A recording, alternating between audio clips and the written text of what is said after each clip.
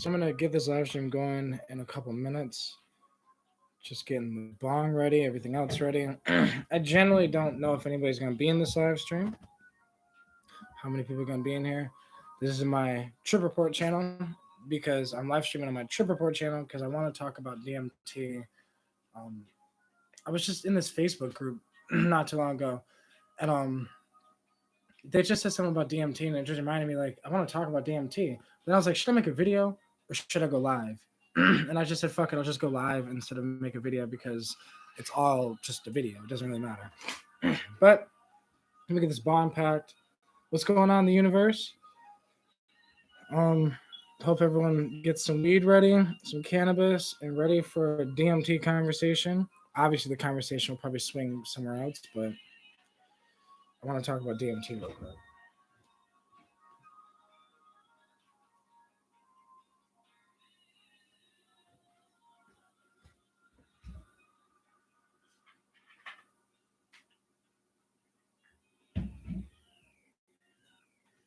All right. So, I'm gonna hit the bong because I haven't smoked since it's now 12:19 in the morning where I'm at, and I haven't smoked since 2 in the afternoon. To the point where I have no idea where my lighter is. Like I haven't even looked for my lighter at all since I've been home from work. Shit.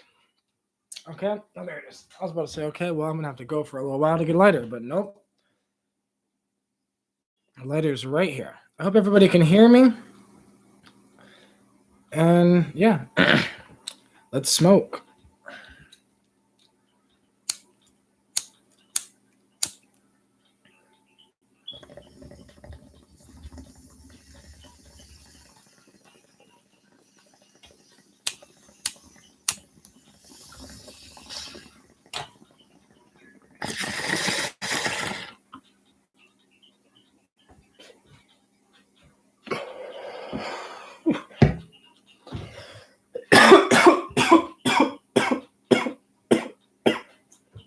I don't know why I just took such a giant fucking hit.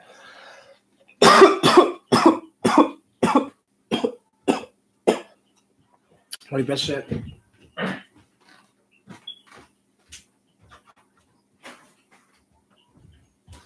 Took such a giant fucking hit. I had to open the fucking window. Woo. I could taste the shatter in that too. It tasted fucking great. All right. So let's get into the conversation. All right, so I want to talk about DMT. So I was in a Facebook group and I seen this Facebook post, right? And this dude was talking about a breakthrough. And what's going on, Ryzen? Marijuana community, what's going on? But so I was in this Facebook group. This guy said something about DMT. And it made me think, like, I was trying to explain to them.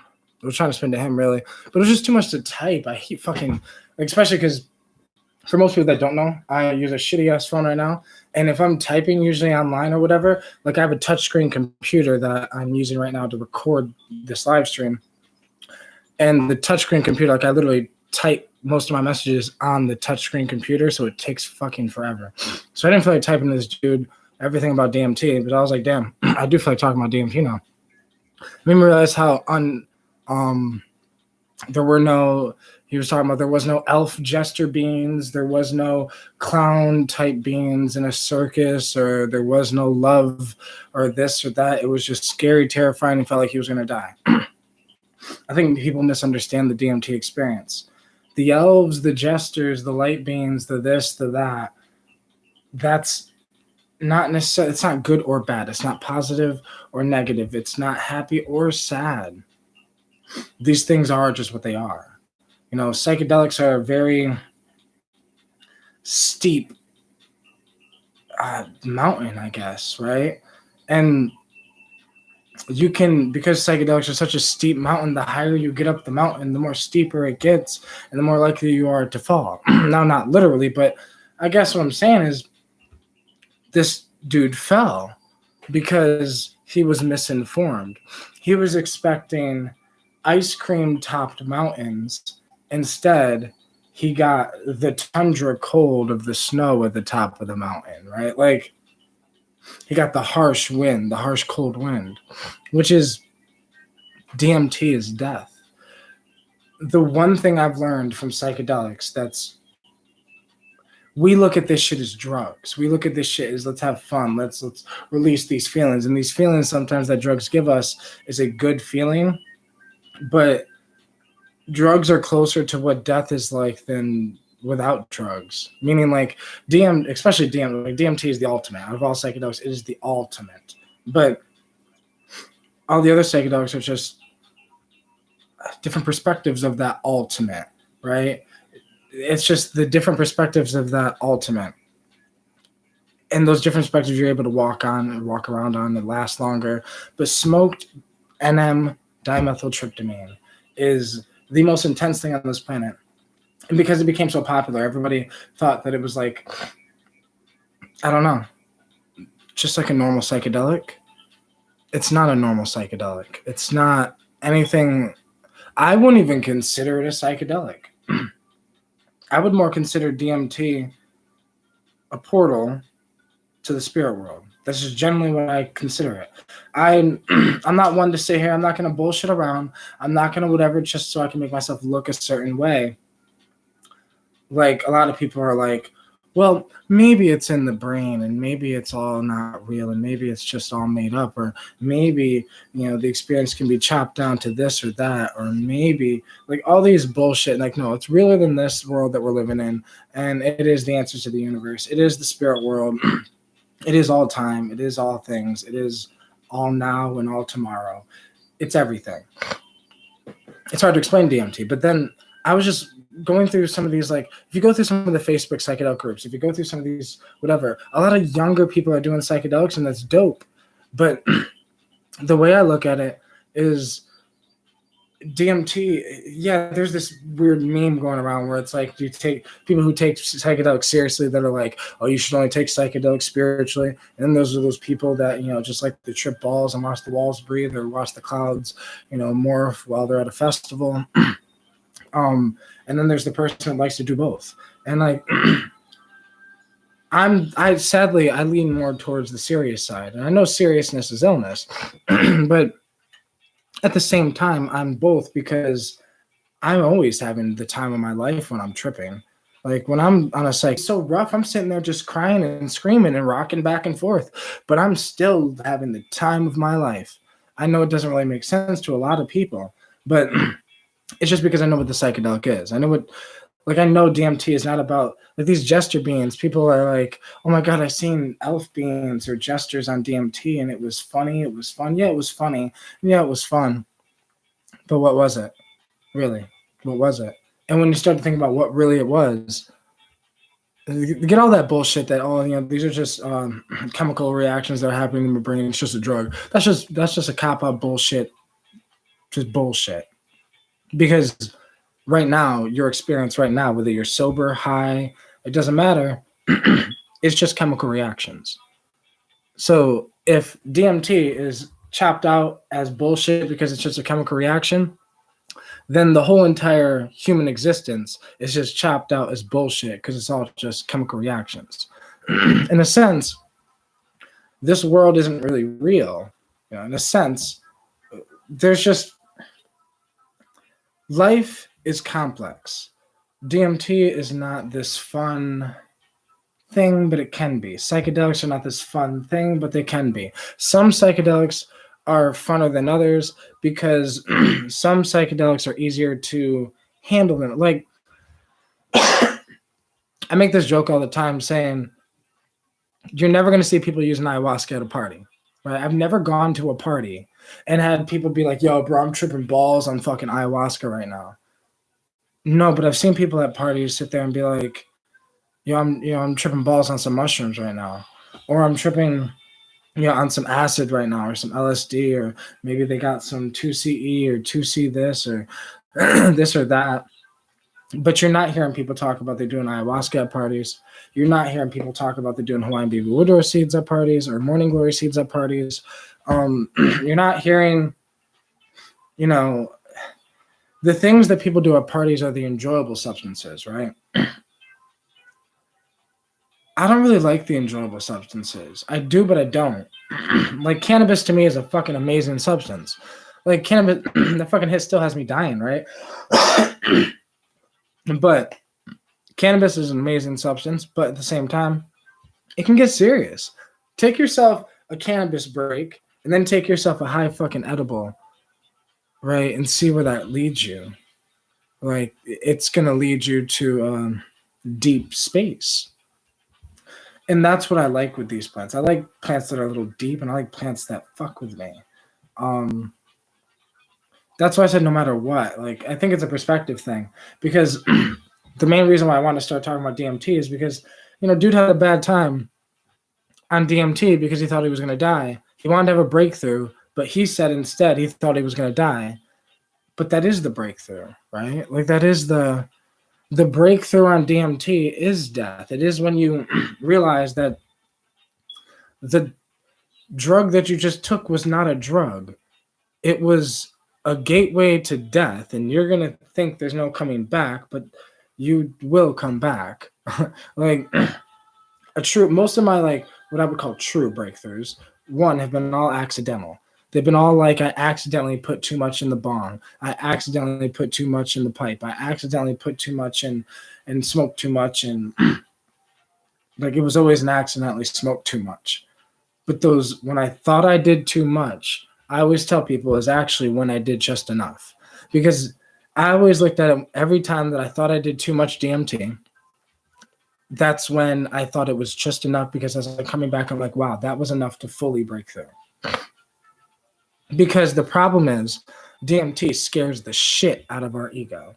So it prevents us from even, I don't know, that fear. We'll get to a certain point with DMT. A lot of people do.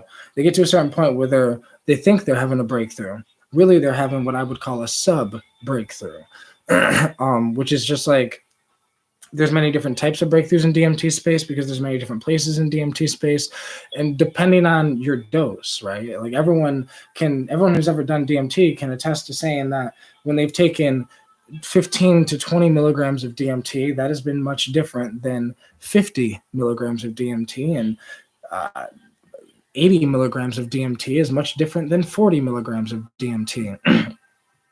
It's almost like a completely different substance, as it completely starts to, the more you take, the more it immerses you into it, and the more it takes you out of this world.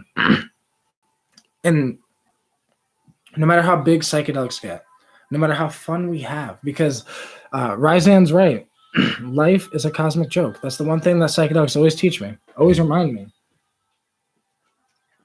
That's why it's like when you get into the DMT space or these jester beings, they're all just having fun. They're all just living. Or it's funny, living, right? The word living is weird. Because if DMT is the land of the dead, some of these dead beings then are living more than us human beings, because they're actually just being, right? We're not really being. We're kind of like, just, I don't know. We're stuck as a species, as a planet.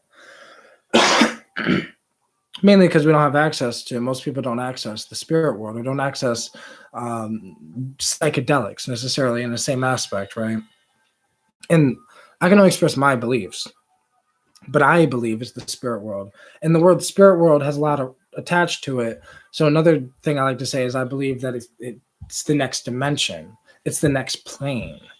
Right now, we're in the third dimension, which is, imagine, is like the third level of this game that we call life, but there's more levels to it. And DMT is not, as human beings, we get stuck and caught in just thinking that we've watched cartoons and we've listened to this and we've watched movies and we've done this, and the adults get in the been there's and done that type shit where they think they know it all. They think they've been there. They think they've done that. They've experienced this, and then therefore they know. But you don't know. You'll never know. because that last DMT trip has no fear. Because like I said, when we smoke DMT, the problem is that unless you have a friend coaxing you, or unless you have an ability to like, so I used to take a 2-liter, right?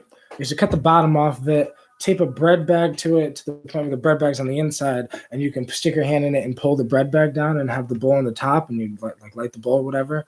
Some people call it a lung, some people call it an anti-gravity. But that's what most of my full breakthroughs were on DMT, because it like the lung would fill, the bong would pack. I mean, the bottle, whatever, would pack, and it's like it would fill with so much smoke, and I'd be able to take 4, 5, 6 DMT hits in one hit. And now Terrence McKenna wasn't lying. DMT requires some leather lungs, but I have extremely leather lungs. Like I've been smoking weed like that out of bottles like that when I was younger. I've smoked a shit ton of weed. I smoke a shit ton of weed now. I take giant bong hits. I only prefer bongs. Like my lungs are prepared for shit. I also smoke other extracts and plant extracts that are a little harsher than weed. So smoking DMT like that is easy for me. It's hard for some people to get enough in. That's why, like, I prefer like that one hit type deal. So it's like if I just take one hit, one giant fucking hit, and hold that, I won't have to worry about trying to take another one. I won't have to worry about like whether but doing that, sometimes you make it so you probably do require another hit. I've had experiences where I needed another DMT hit, but I couldn't because I'm smoking out of a bottle, and obviously tripping on DMT when you realize you're not fully broken through, but you're almost there, but you're not. So you kind of just close your eyes and enjoy what's there, being there. But like after doing DMT as much as I did, it's like points where I was just getting kind of bored with the vortex in a way. I don't know. It was like I always wanted to, and this is why some people say, "Oh, you should take a break from psychedelics." And I'm like, yeah, maybe you should. And I know that if DMT felt like I should take a break from it, it would have made me take, like, I took a break from psychedelics. I took a 2-year break from DMT because my experiences with it were so profound and so close together that I needed 2 years to organize theories and ideas that I got from my trips. I needed time to organize theories and ideas that I got from the trips of what type of man do I want to be. Because that's the thing with DMT. It's helped me think, what type of man do I want to be? Like, I'm 26 years old. I started smoking DMT when I was 20 years old. Until I was 22, 20 to 22 is when I really went deep with 2 years. Well, before that, no, it was a month, 3 months, and then before that was 2 years. But I guess what I'm saying is DMT is not as fun as people think. There was somebody that told me one time, they said, watch what you say about DMT because you're going to scare people away. They said, they commented on one of my videos a while ago, and they said, and I said, if anything I say about DMT doesn't scare you, there's something wrong. But if it scares you enough to the point where you don't want to do it anymore, then you never really wanted to do it. Then it was never really your path. Because, yeah, DMT scared the shit out of me. But DMT scares the shit out of me now. Like now. Like right now. DMT scares the shit out of me. If somebody pulled out DMT right now, I would smoke it, of course. But it would just, my heart would just be like, boom, boom, boom, boom, boom, boom, boom, boom. Like, it's just, DMT is not fun, but it's beautiful when I get there, because then I'm like, what the fuck was I scared of when I get there? But then you kind of forget about here. It's like over the years, I've learned how to just, it's all about letting go. You're going to have a rough time if you don't let go. You see, people think they died on DMT because they still believe in death. Awareness. I might not have my memories. I might not have a body, but I still have me in a way. Like, it's so hard to explain. Because if people removed their memories and remove your body, remove all this, and remove all that, remove all the human shit that makes you human, and what are you really? You become this, I don't know, this beautiful, magical universe. Because that's what we are. Now, DMT is the most interesting thing in the universe because that's what it shows you. It doesn't, but it shows you in little pieces and puzzles and gestures and light and magic and this and that. But then there's trips where you have that will be dark and destructive and horrible and painful. And those trips that are horrible and painful, those are the trips that you need to look at the most. Because the trips that are horrible and painful, all the psychedelic is trying to do is help you become the you were meant to be. You want to do drugs, do drugs. Like, psychedelics are a little different, especially DMT. But yeah, I probably shouldn't have did that because I probably won't be able to keep this live stream up because it says Pepsi and it just said that. So then it's like the AI, the fucking algorithm's gonna register that my video has a Pepsi logo in it, and it doesn't really matter though. I guess eventually I will have to make a video on DMT like that.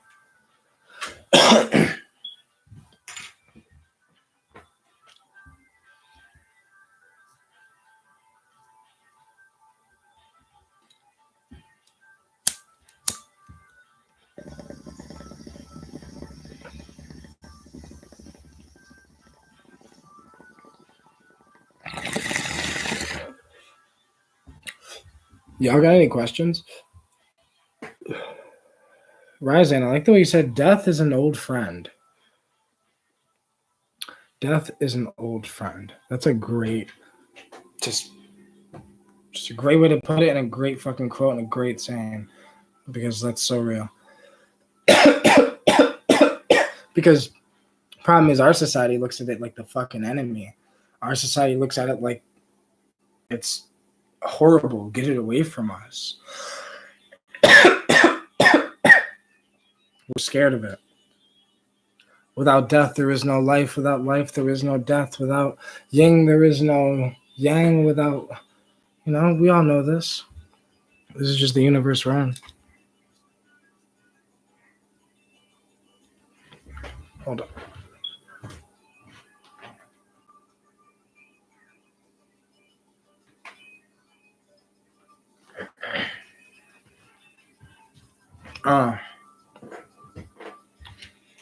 Marijuana community, stoned. Yes, the fuck I am. Really high. What's weird is on these live streams, I like to get really, really high. Because then, like, barriers start to break down. Like, I watch a lot of YouTube videos. That's where I mainly consume my content. And so many people are either so serious or they're, like, big YouTubers. So they think they're, like, even if, like, it's weird because big YouTubers have this, like, thing. I don't know. Maybe it's because the ego has the possibility to grow. The more famous and big you get, right? Your ego is also getting bigger too.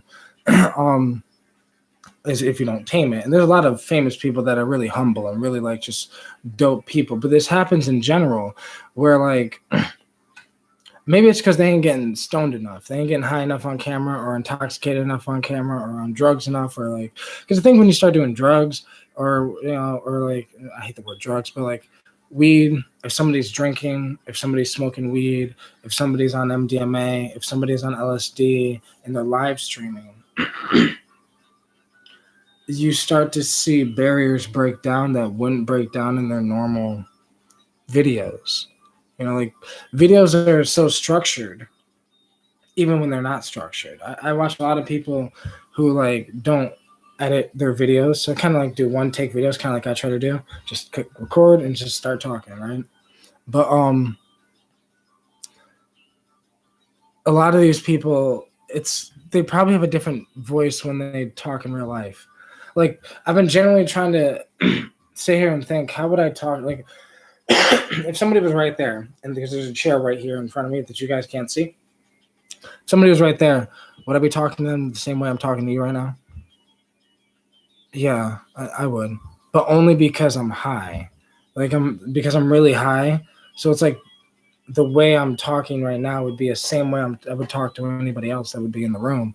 But if I was recording a video and I wasn't live streaming, I probably would have been more like, what's going on, guys? So this is the video that I'm making. There is a slight YouTube voice, and I didn't like something that I've just observed, right? But something I've also observed is it kind of goes away the higher I get, because you start to forget, especially when you're live streaming.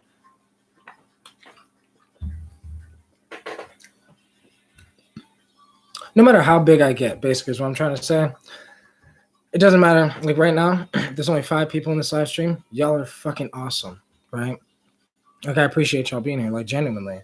But when there are 500 people in this live stream, if there's ever going to be in the future, 1,000 people in a live stream at once, if there's ever 1,000 views on a video, like, when things start to progress, I still want to be the same me. Like, that's why I try to do check-ins on myself, to see who was I 6 months ago, and am I still that same person right now?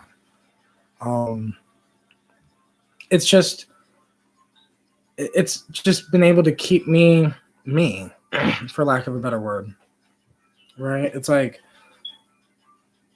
yeah, it's just interesting things that I just observe shit, right? I've been observing this quarantine. Like, what else are we gonna do but sit there and watch YouTube videos, right?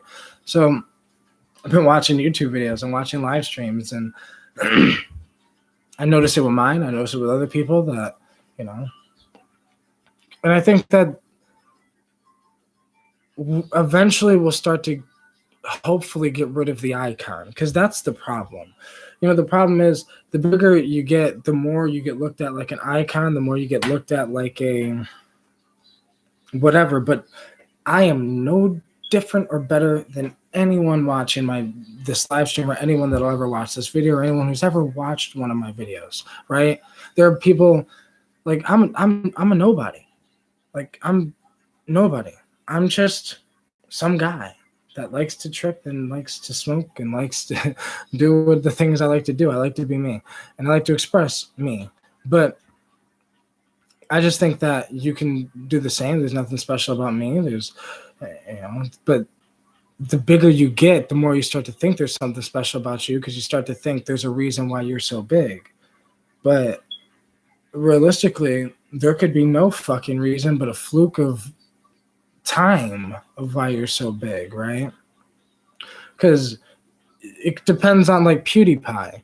PewDiePie is only as big as PewDiePie is because he jumped in early, right? Other gamers might be better. Other people might be funnier. Other people might be whatever.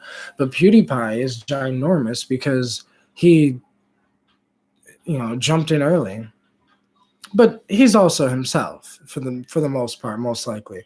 Maybe he's a little more on camera, but that's expected in a way, I guess.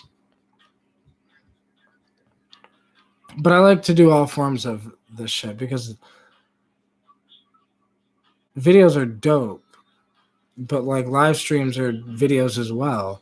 The only difference is that I might lack in slight quality in the camera. But right now, I guess it's the best camera I got anyways right now. So it's like, it wouldn't really matter anyways.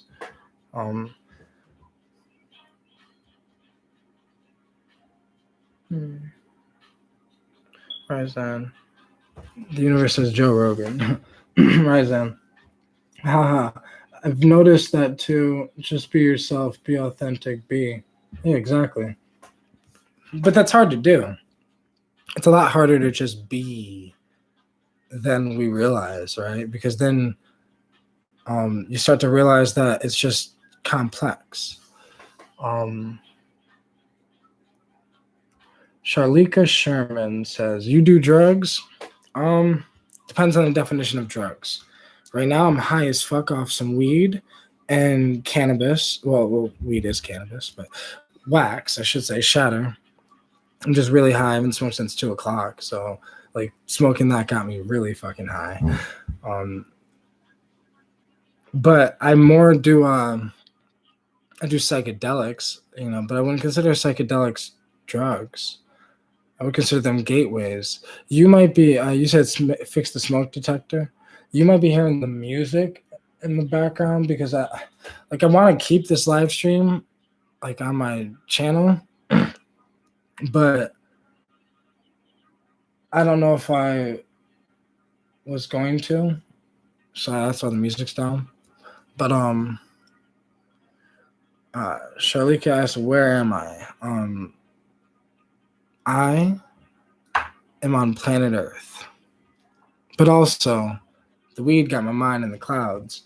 But yeah, I do psychedelics occasionally to connect to what I would call it's my spirituality. I use psychedelics spiritually, but I use all plants spiritually, realistically, because I'm smoking this weed right now spiritually in a sense, because life in general, we're just spiritual beings. If we woke up this morning, it's fucking spiritual because it's fucking magical that we're even here on planet Earth alive.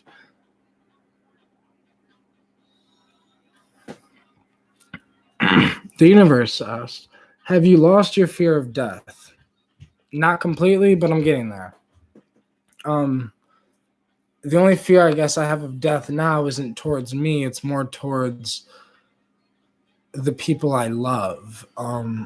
It's more towards leaving the people I love. Like, a lot of people fear death because they fear the unknown. That's why people become religious. A lot of people become religious and spiritual and all that because they're kind of searching to know the unknown. So therefore, when they die, they're not as fucking freaked out. So people attach themselves to, the Christianity and all these other different religions, but they attach themselves to these ideas because it prevents them from feeling that complete anxiety of death. As long as they were a good human being, they know they're going to go to heaven, so they don't have that complete anxiety anymore of death. They still have a slight fear, but it's not all the way there anymore. And it's like, I think DMT, my heavy psychedelic usage, especially with DMT, kind of did that for me. Like, I'm kind of in a way attached to DMT, like fucking Christians are attached to, Christianity, I guess, because I believe in it. But the difference is it doesn't require you to believe in it. DMT doesn't give a fuck if I believe in it or not, because it is real regardless. It's not a book. It's not somebody's words. It's not somebody's whatever. It's an experience that you can have on your own. You don't have to trust me or anybody who's ever spoke about DMT. The only thing you would have to do is smoke the DMT and figure out whether it's bullshit or not. And that's what I did. Found Terence McKenna and was like, well, he's either fucking bullshitting or it's real. It's a yes or a no, and it's only a 5-10 minute trial period to decide whether it's a yes or a no. Levi McLeod, I want to break into the cannabis industry, but I don't know how. Figure out how much it is. One, is weed legal where you're at? 2, figure out how much it is for a license for a cannabis. Like, I don't know what you mean by that. Like, do you want to because I would love to do some shit like that too, but weed's technically illegal where I'm at still. So I'm trying to do it with the CBD flower and CBD cannabis, but see how much a license is to grow, buy some land, grow, get your product, you could buy a storefront, buy a store, buy just a building that you could turn into a store or something like that or whatever, and go from there. You know what I mean? It's literally just step by step process.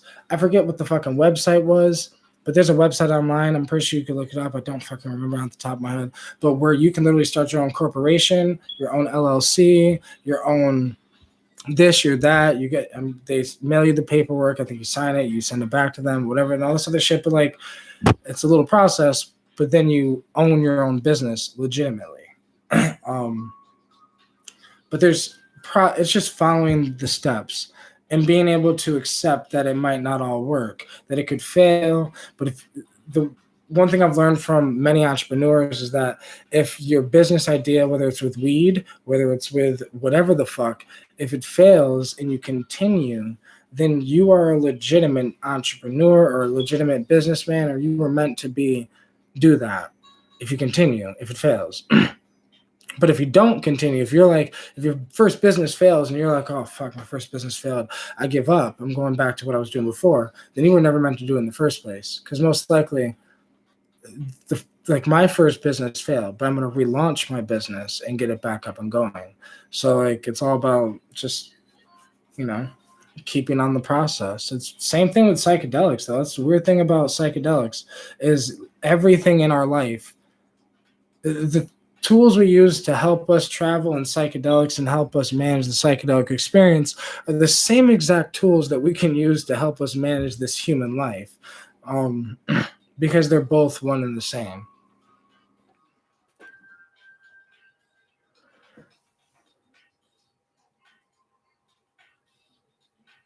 Marijuana community. I bought some Agar 35 online. Hope they work.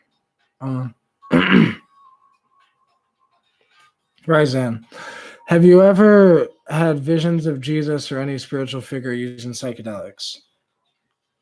That's a good question. The only spiritual figure I've ever seen on psychedelics is Mother Ayahuasca. And I wouldn't, obviously that's not what you were talking about, but no, I guess in the short answer is no.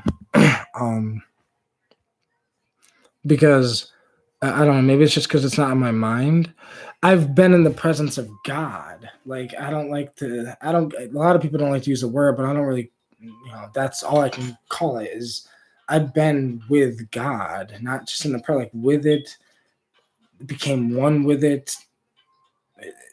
It's hard to explain it, but God is not a man in the sky, but it's just, I've never had an experience with Jesus though, or Buddha, or I've heard people say that Terence McKenna has talked to them on the mushrooms while they were on a deep psychedelic mushroom trip. Terence McKenna kind of spoke to them, and it was definitely Terence's voice, they said. And so I'm not saying that it's not possible. I'm just saying that for me, it just hasn't happened. Besides, like I said, Mother Ayahuasca, and she's a figure that's been known probably longer than Jesus has, technically, but it's just, but that's just typical with DMT. Of course, you meet Mother Ayahuasca on DMT, but.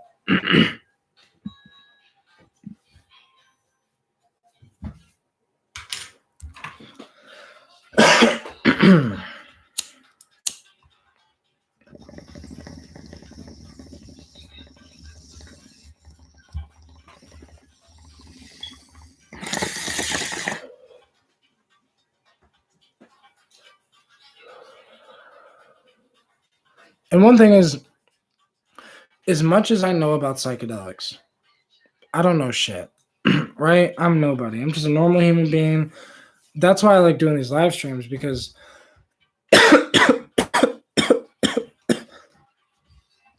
they're just a little more real.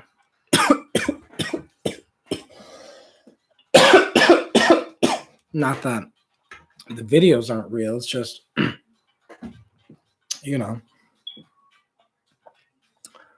ooh. Because the majority of my day, I'm like, hi, I don't know. I like to smoke. Yo, so crazy fucking thing though. So this right here, it's not weed. Kind of looks like weed. It's not weed. It's purple dead nettle. Okay.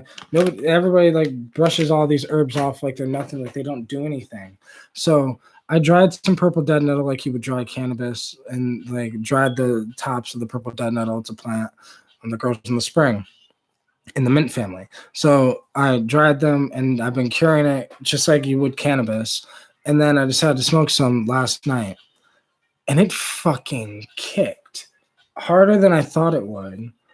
I mean, I can compare it to, it's almost as potent. It's almost just as potent as weed. Like, not this good of weed that I'm smoking because I'm smoking weed and shatter, but like it's almost as potent as like some okay, some mid-grade weed. But it doesn't feel anything like weed. But it's just like had me stuck here for a second. For a second, I thought I was like, I think it has a little more trippiness to it than weed too. The molecules in it are different, obviously, but it had me interested. It was the second time I smoked it, but it was the first time I smoked it since I cured it. And since curing it, it works better. So I think that it's just interesting. Same thing with regular weed, though. You can have some really good regular weed that you grow, and if you don't cure it, it's not. I mean, you have some weed that you cured, and you have some weed that you didn't cure. The weed that you cured is definitely going to just be better. It's going to smell better. It's not going to smell grassy. It's not going to smell like, there's, yeah. But,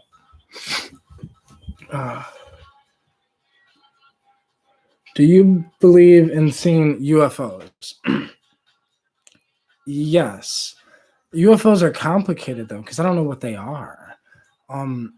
Some of the footage that I've seen, now some of the things I've seen in real life are like typical UFOs, like typical.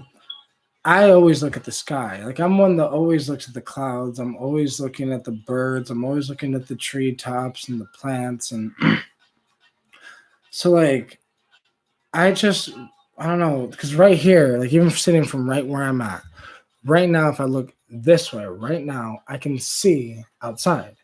So like, it's like a lot of times I could be sitting here and I'll just look outside and I'll see these UFO, like I'll see stars and I'll peek my head out the window, I'll see the stars, and you'll see stars that are moving, and then you'll see the satellites, because satellites look like moving stars, but like stars that are moving obviously one way, like they're obviously just moving a certain way.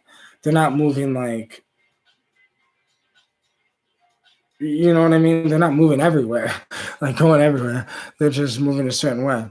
So, yes, I've seen shit. I don't know what I've seen. I don't know what they were. I've seen things and felt things while seeing these things. Felt like feelings, like eerie feelings. I don't know how to explain it, but also like there was a time. So my first LSD experience, I seen a giant UFO thing in the sky. But that was obviously when I was tripping, so that was a little different. But I've seen footage. Now, what do I think they are? Some of them could be interdimensional interference or interdimensional things. Some people see, I'm into a lot of shit, bro. Like I'm into a lot of shit. So I've researched time travel. I've researched like all this other shit, and it could be time travel. It could be this. It could be that. There's multiple things, right? So it's like,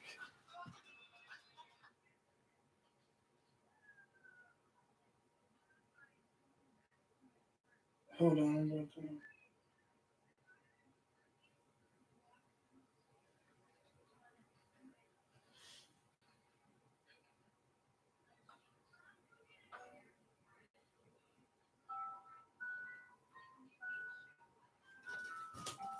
I had to put the spangle on. But UFOs are interesting because, like I said, I'm into a lot of shit. So, like, I don't know. I can go in forever on it because it goes so deep. Like I've just been looking, and some of it could be time travel interference, some of it could be literal UFOs. You know, some people believe the Anunnaki are keeping an eye on us. Some people, you know, the Black Knight satellite's an interesting fucking thing. How there was this satellite in space basically before any human being went up to space, and some people just claim that it's NASA or somebody probably just claims that it's nothing, it's whatever, but it's in an orbit, it's in a certain type of orbit that we don't get our satellites in, but it's also it's just been, you know, whatever, and some people have said that it's nothing, it's just whatever. But then there was this guy that wrote a book about it, saying the thing was communicating to him, like kind of like sending information to him in a way. And there's just a lot of shit out there in the world, right? Is what I've noticed. This world is really weird and strange because whether these things are real or not, these things, it's really weird that even one could assume that it's real. You know, the world is that strange that it's possible. That's how strange the world is.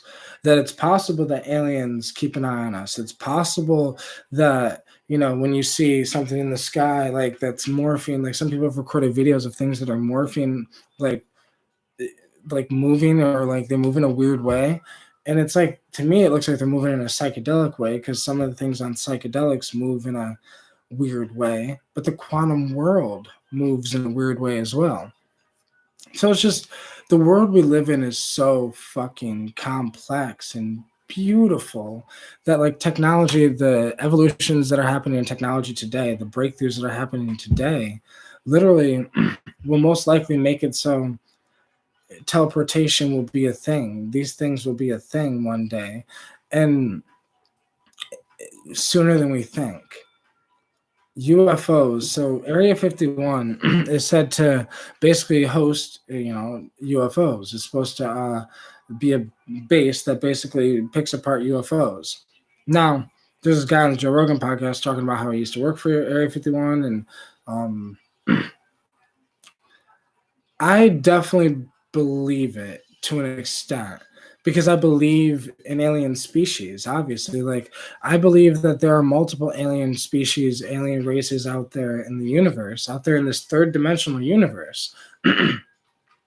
Some of them more advanced than us, so some of them would understand interdimensional travel, or some of them might understand teleportation, which maybe is how they got here, so get back and forth to us. Some of them might understand this or that because, you know, they're more advanced, but it's not magic, it's not whatever, it's not sci-fi either. It's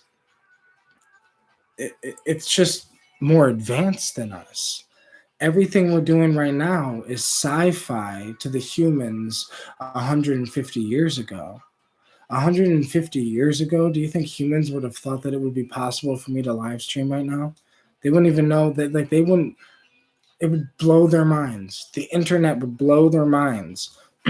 This microphone right now, that wasn't really that expensive. It's like a, what, $80 microphone? But yet, it's so much better than the microphones of the 1920s. The professional microphones in the 1920s that were recording songs, or whenever they started recording songs, were nowhere near as good as this microphone, or nowhere near as good as the microphone on your fucking phone. That's the craziest part about this all. It's just, the most interesting thing is the world we're living in. And when you start getting into UFOs, see, the rabbit hole goes so deep that it's, yeah, UFOs to, you know, this is the crazy part. It goes from, you start going down with psychedelics, or like, usually most people get into conspiracy theories before they even start using psychedelics, because that's what happened to me. The rabbit hole started technically with Alex Jones. So like 2012, 2011. In 2011, I was 17 years old. In 2012, obviously, I was 18. So it's like, I just I remember a lot, like the things that brought me to where I'm at now is it's like listening to Alex Jones, finding conspiracy theories, but then multiple conspiracy theories. I was able to pick apart which ones sound fetchy, sound sketchy, which ones just sounded BS to me. But I was a different person back then.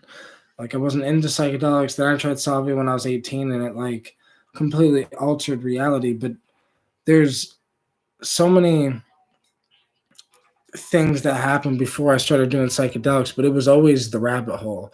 The rabbit hole goes so deep, and then you eventually get to UFOs, and then you eventually get to this, then you eventually get to that. But what it's this is what waking up is. You know, when you wake up, you start to wake up to the world you're actually in. We're asleep because nobody ever thinks about what is this world we're living in, you know?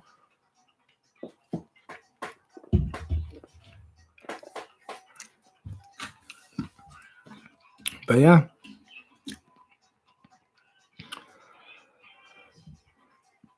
Right, Zan. What is this sorcery you speak of? I speak of modern day shamanism, a rebirth of like home shamanic practices. Like that's kind of what where I'm trying to get at, right? Because that's what I did and that's what helped me. Um just learning on my own. Like I'm never had anywhere near than enough money to be able to go to Peru, or to go to a retreat or whatever. Like, so I always knew that I would have to be able to do it from home as much as possible. So like my path was designed around my life. But and now my path is just, it became shamanism is just a way of life. It's a way of belief. It's a way you walk. It's the way you talk. It's the connection you have with the planet, and the plants and the substances you take. Levi asks, do you ever take Molly? If I had access to it, I definitely would. But no, if I just have nowhere to get it. The plug's locked up, and well, that's the plug for the L, but all the plugs are just gone for some reason. I don't know. There's like no psychedelics. But hopefully that'll change in the next couple of months or in a little bit. I've only done MDMA or Molly once, and I've done fake Molly as well, but that was methadone. But I didn't know it was methadone because that was before I was really educated on drugs.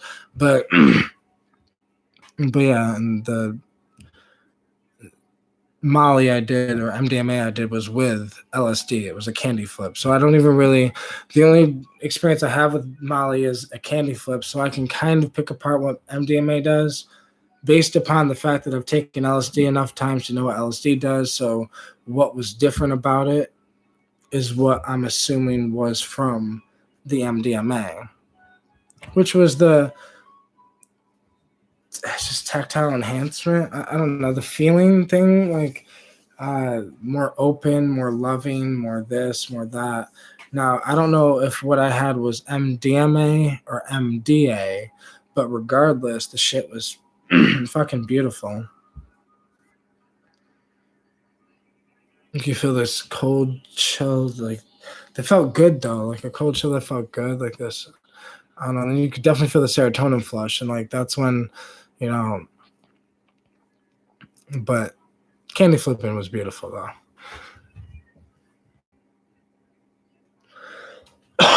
Questions.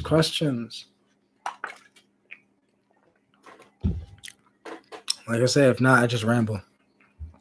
But smoke the bomb. If you smoke with me.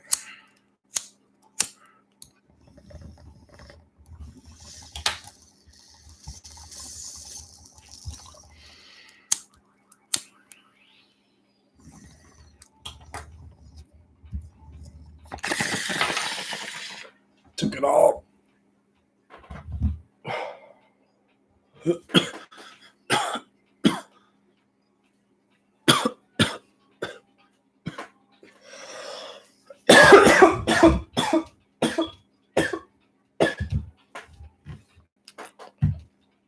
Fuck yeah.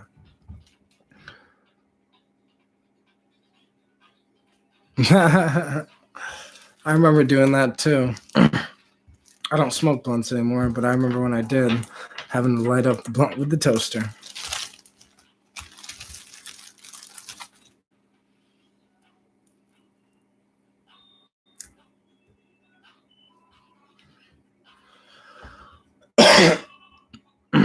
Oh shit.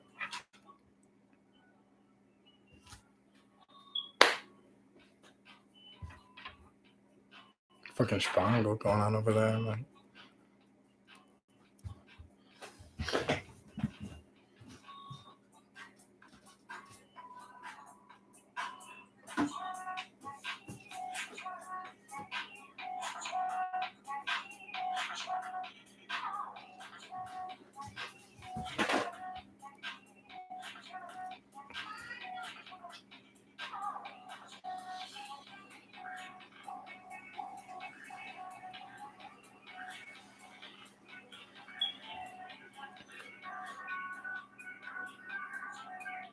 No, it's just the camera. I mean, I guess in real life, yeah, I do have clear skin. But the camera is like kind of like has this weird thing to it.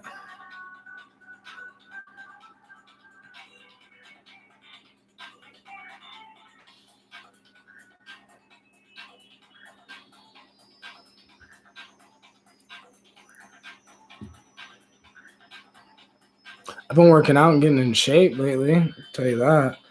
I'm trying to stay on my grind. I've been working hard as fuck. I work at this job and I work today. And even on my days off, it feels like I'm working.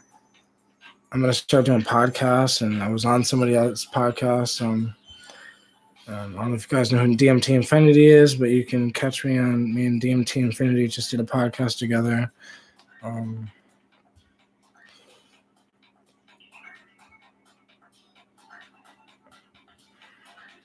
I feel like this is a time where we should all just take the time to connect. You know, connect with like-minded individuals and get some ideas flowing and going, because that's what I'm doing right now.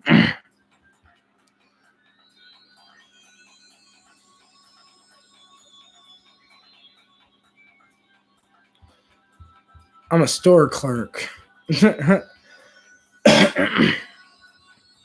Luckily, 7-Eleven is a billion-dollar company, and they're still open. But I just got the job when this quarantine shit happened, basically. But I only got the job to start saving. Like, I already have, like, right now I have money saved, and it's, like, it's weird because right now, like, as little money I have saved right now, it's weird because I've never really saved money, really, so it's weird. But I'm saving it for a reason. I'm trying to start my business back up. I'm trying to do this. I'm trying to do that. Like, trying to start this CBD. My friend wants to start a CBD store, so I want to do that with him. Just all this shit. So I'm going to do this shit.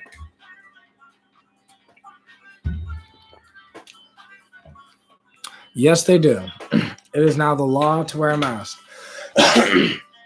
What's funny is I don't wear a mask anywhere else but my job. That's it. Like, when I go to stores, when I do this, I don't wear a mask. I think it's like, I don't know. I'm fine. I'll be fine. Because in a sense, I don't have to worry about it. Everyone else is wearing a mask.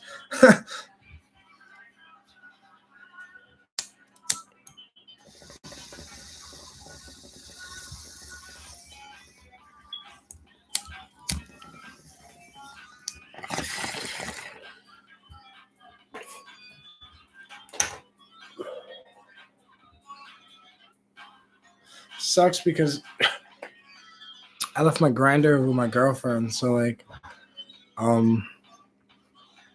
yeah.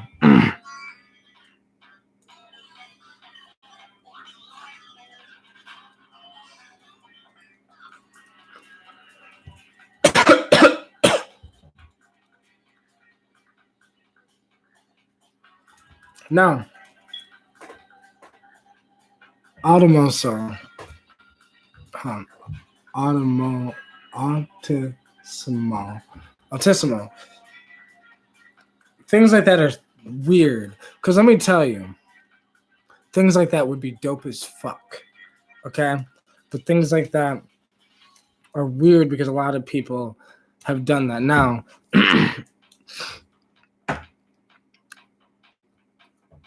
I don't have a Snapchat for one. And I don't plan on really making a Snapchat. But my Instagram is MarkDreams25. For anybody that wants to message me, can do that. But yeah, I mean, shit. Like,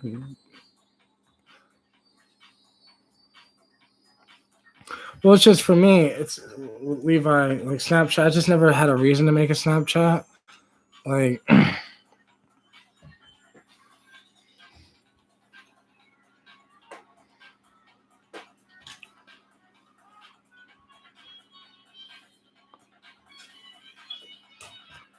Now, you know what's so funny though?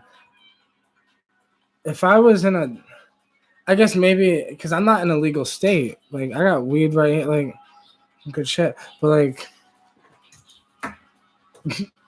I smoke. I've been smoking since 15 every day, but I think everyone smokes, whether it's legal or illegal or whatever. But I know it'll be legal eventually here, anyways, and it's decriminalized up to 2 ounces. So, like, if I just get 2 ounces, I was thinking about because I've been thinking about this shit, right? But I've been thinking, damn, I need to fucking grow. Like I need, like if I could just grow my own cannabis, I'd be fine, man. Like I grow my own clip daga, right? Like I grow clip daga every year, and clip daga grows very similar to cannabis. I know, like over the years, I've learned how to make the clip daga plant stronger and more potent. I've learned so it smells. If my clip daga leaves, if you smell the bottom of the leaves, they smell very similar. They have a similar smell to cannabis, like a kind of a that similar lemony, just smell. But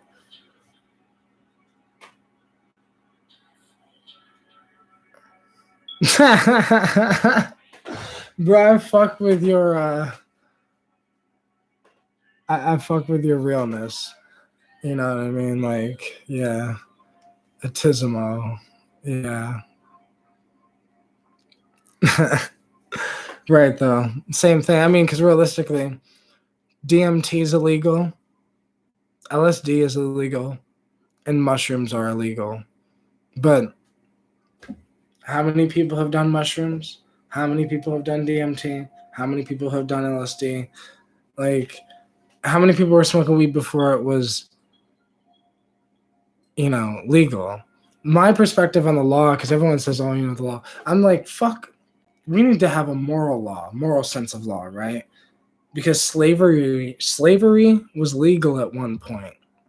It was completely legal and okay to have a slave at one point in American history. Does that mean it was right? It wasn't right just because it was legal. The law isn't always right, and I think the people that write these laws have no clue what the fuck they're talking about. So it's making plants illegal should be illegal. Like that's the thing. The people that make plants illegal should be locked up for making plants illegal. Like it's ridiculous.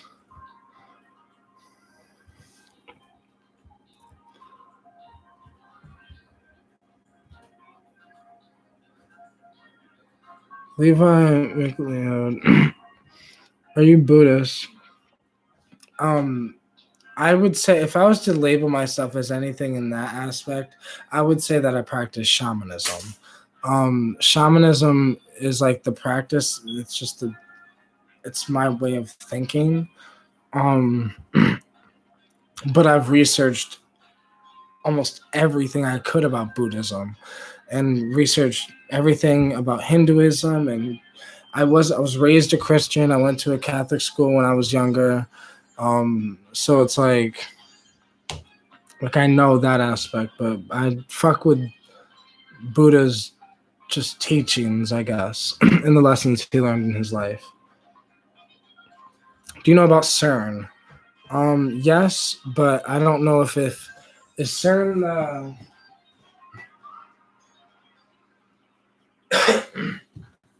I don't know if CERN is the what the fuck was? Are you talking about the Hadron Collider? The fucking thing that's smashing atoms to like little particles together, creating little miniature black holes? Or are you talking about the other thing that I'm thinking about? Is okay. Yeah, that thing is wild. Like humans are fucking insane. You know, I seen a movie like 3 weeks ago. I seen a fucking movie, and this movie was based on basically there was human. It was in the future. Human beings, you know, some human beings were in the space, you know, in the space satellite, you know, NASA's satellites up there in space. Some human beings were up there.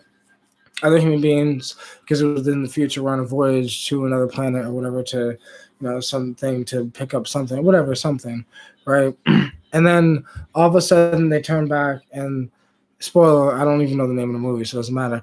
But like basically the Earth exploded because CERN created a fucking black hole that basically imploded the fucking planet, and the whole planet was gone. So there was no more Earth. And the movie was based on these last human beings that you know were in the spaceships.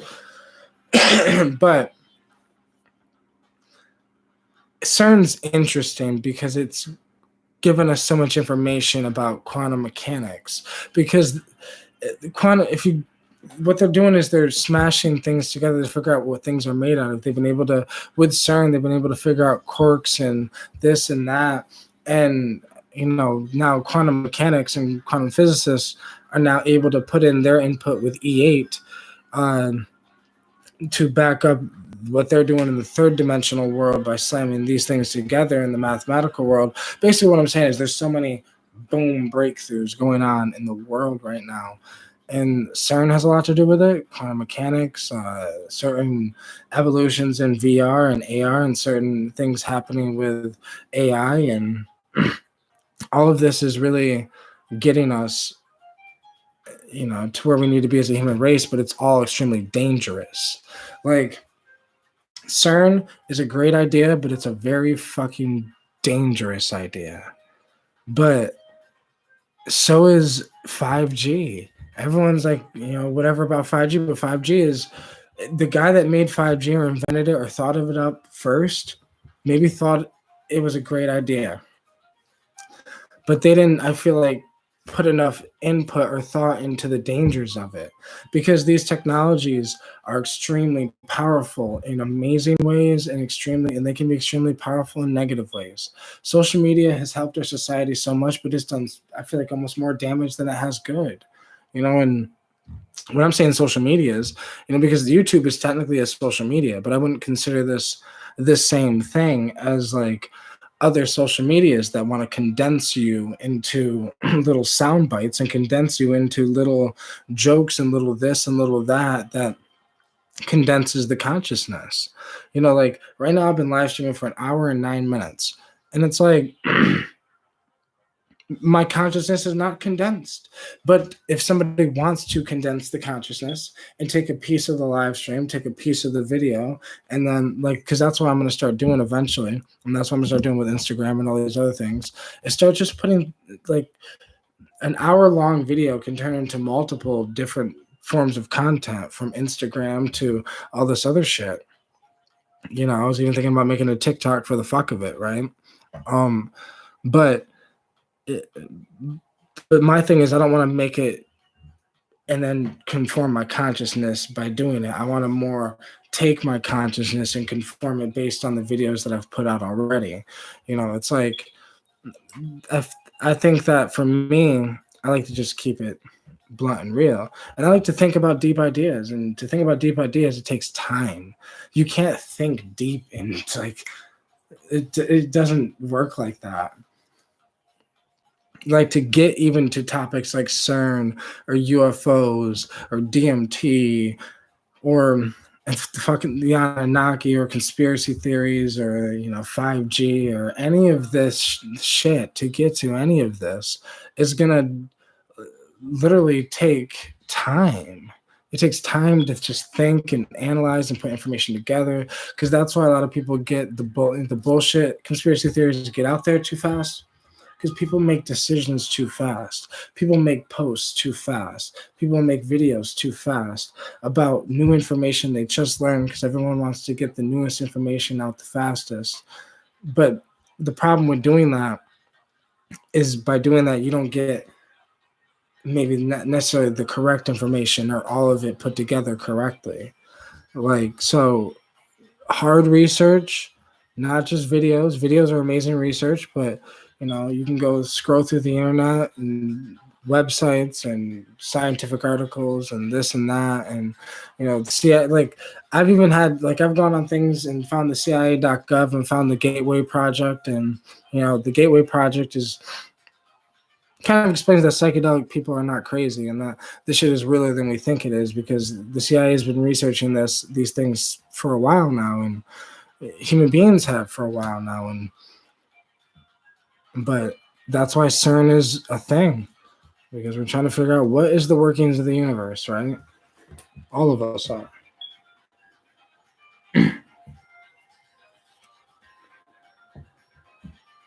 Jake Megabyte. Mushrooms is like the perfect drug to intervene and stop our harmful culture and behavior.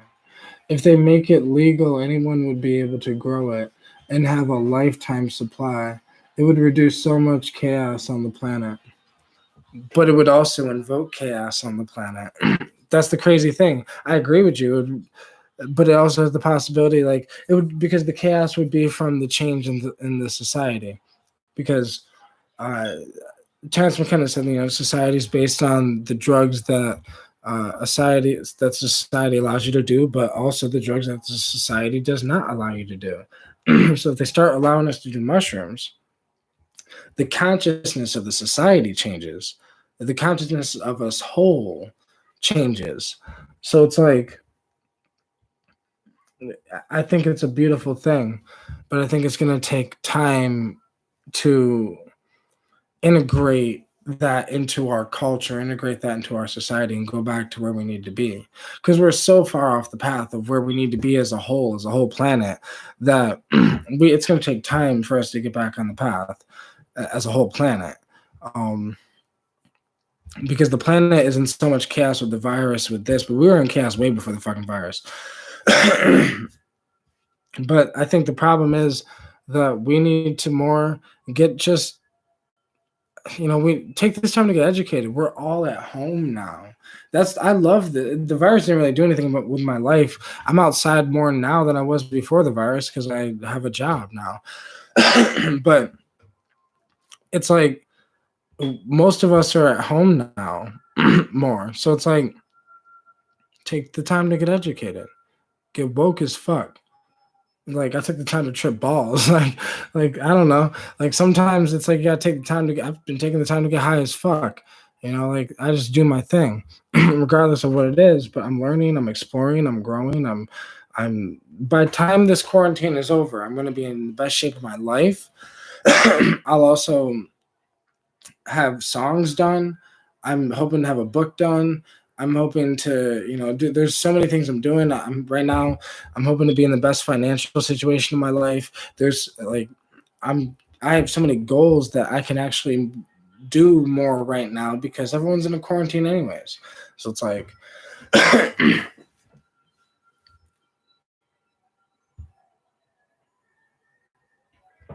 Levi, I love chocolate. Chocolate.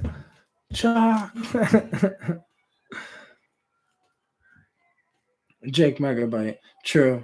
It could create chaos, but out of chaos, we can create a new pattern that is in harmony with the all. I agree with that, though. But I think chaos is okay. It's okay to have a little chaos. It's okay to get a little wild, have a little fun, live a little. And some people look at chaos as a bad thing. Chaos in my life, destruction always comes. There always comes the rebuild. So it's like chaos will be okay. People will bitch and moan about it and complain, but that's fine. People bitched and moaned about cannabis for a while, but the change is progressing slowly but surely. But the change is already progressing with psychedelics, though. I don't know how many cities decriminalized psychedelics, but a lot of cities decriminalized psychedelics. The only psychedelic they did not decriminalize was LSD.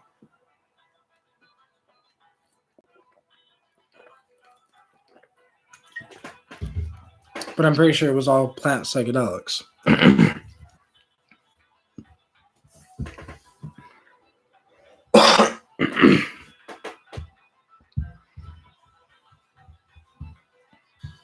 So, if you guys have any questions, ask as many deep questions as you have, non-deep questions, normal questions, doesn't matter. And we can go from there.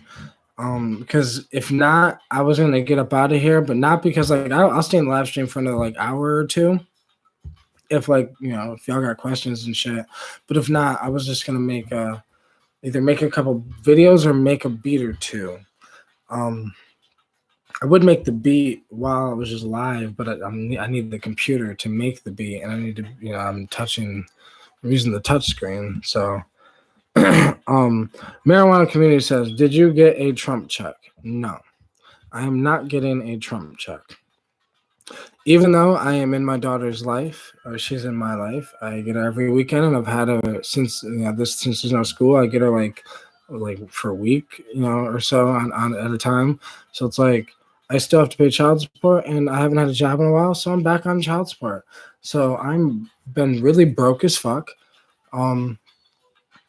which is why I have a job, because I'm not getting the check. So I had to find a way to get some money and get on my feet somehow.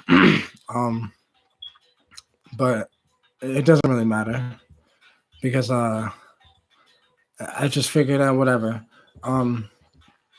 I just figured with the mix of me having a job, I have another way I'm going to start making money after I start saving a little more with this job. Then I'm going to do the CBD business with my friend. And then, I'm going to start my business back up. And then I just figured by the time everything will be fine. But it will take time. But since I have the job, I'm better than I was, so it doesn't even matter. I've also I just figured with all these things, I should be good.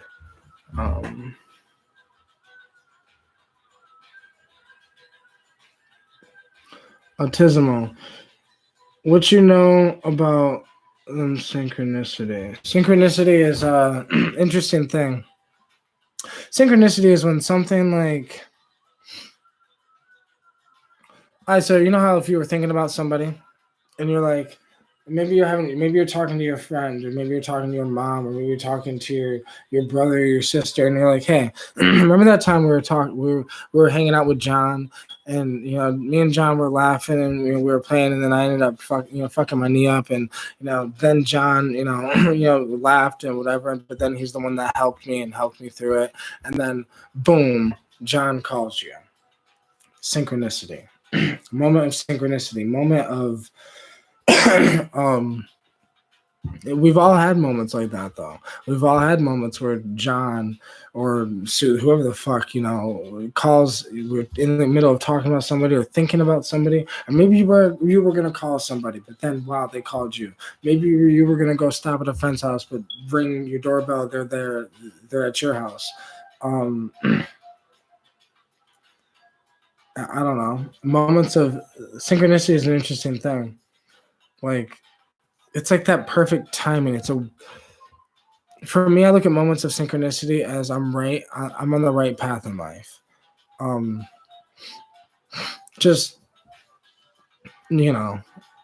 synchronistic moments are interesting.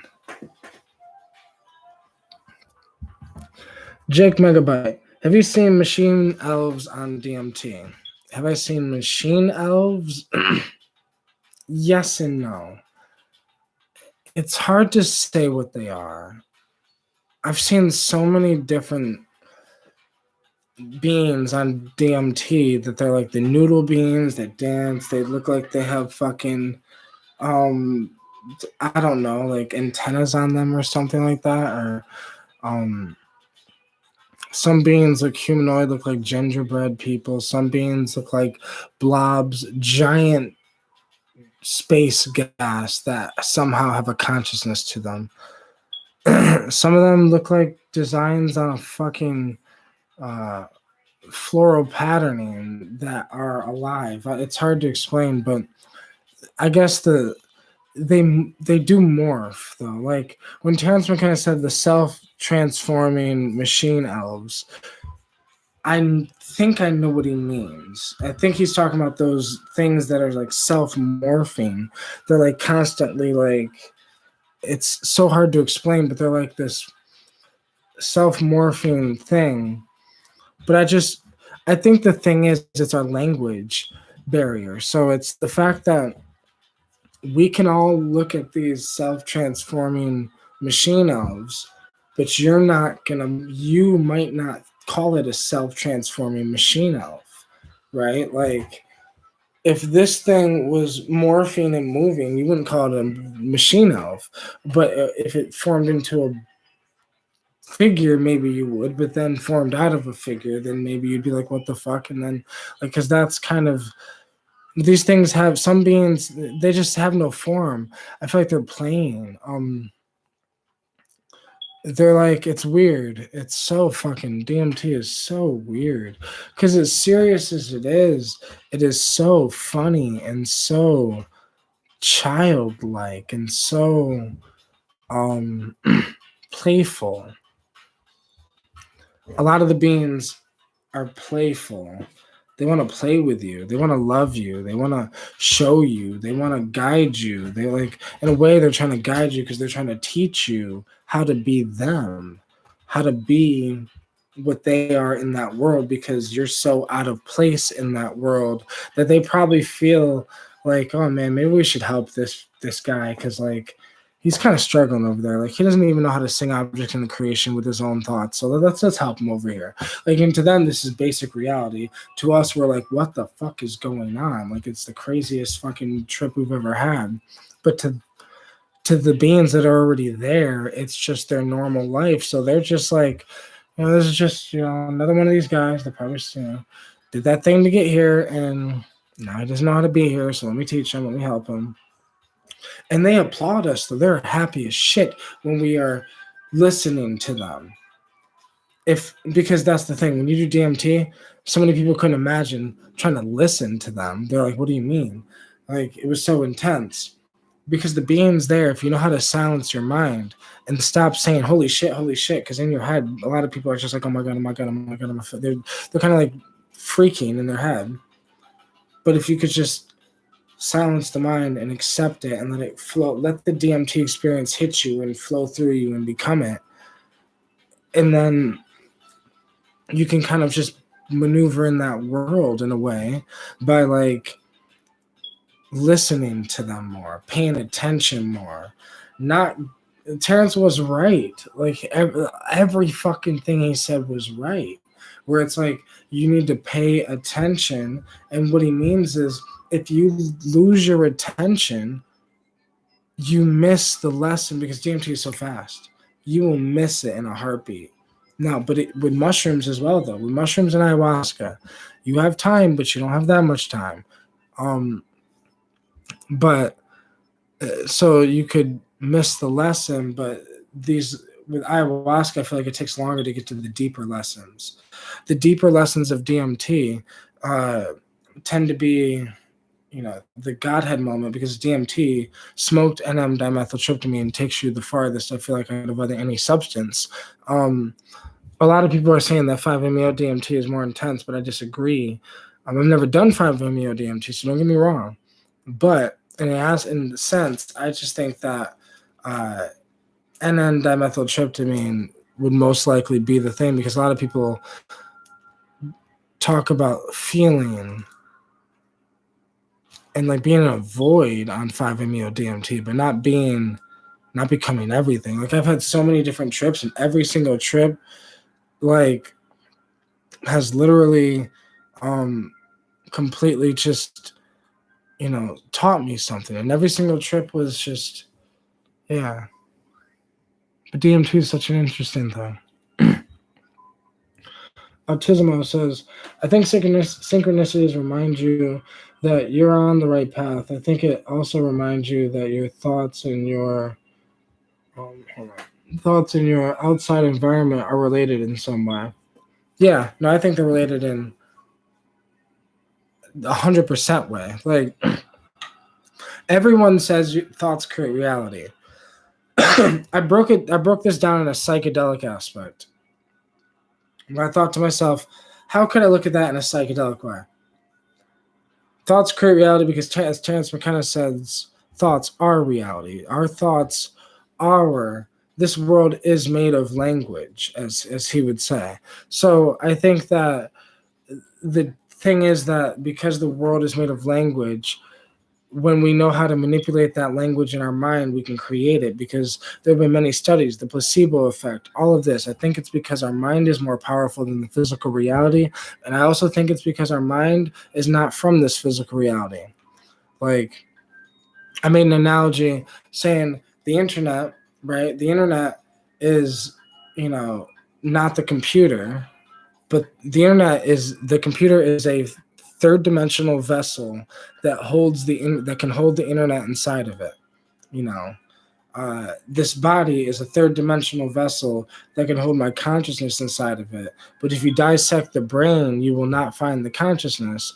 So the consciousness is not inside of this world. It's a higher dimensional thing. So I think higher dimensional things can affect lower dimensional things easily when you know how to use it. And I just think the problem is humans don't know what we are.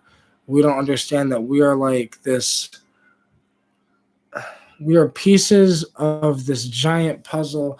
Our power has been suppressed. Human beings are some of the most powerful beings in the fucking universe, but yet we think we're just some little tiny nothings. Like, we're scared of this little fucking virus, but we can colonize Mars, right? Like, Elon Musk is talking about colonizing Mars, but people don't realize it's going to happen. The internet, everything that we do today was just some bullshit theory in somebody's head, and people judge it as crazy until it happens. But the world is crazier than even the crazy can imagine.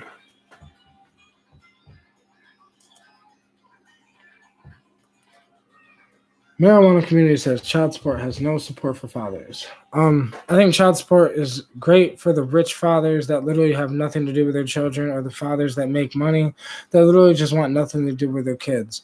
But if you genuinely see your kid, if you support them when they're with you, why do you have to support them when they're with the mother as well?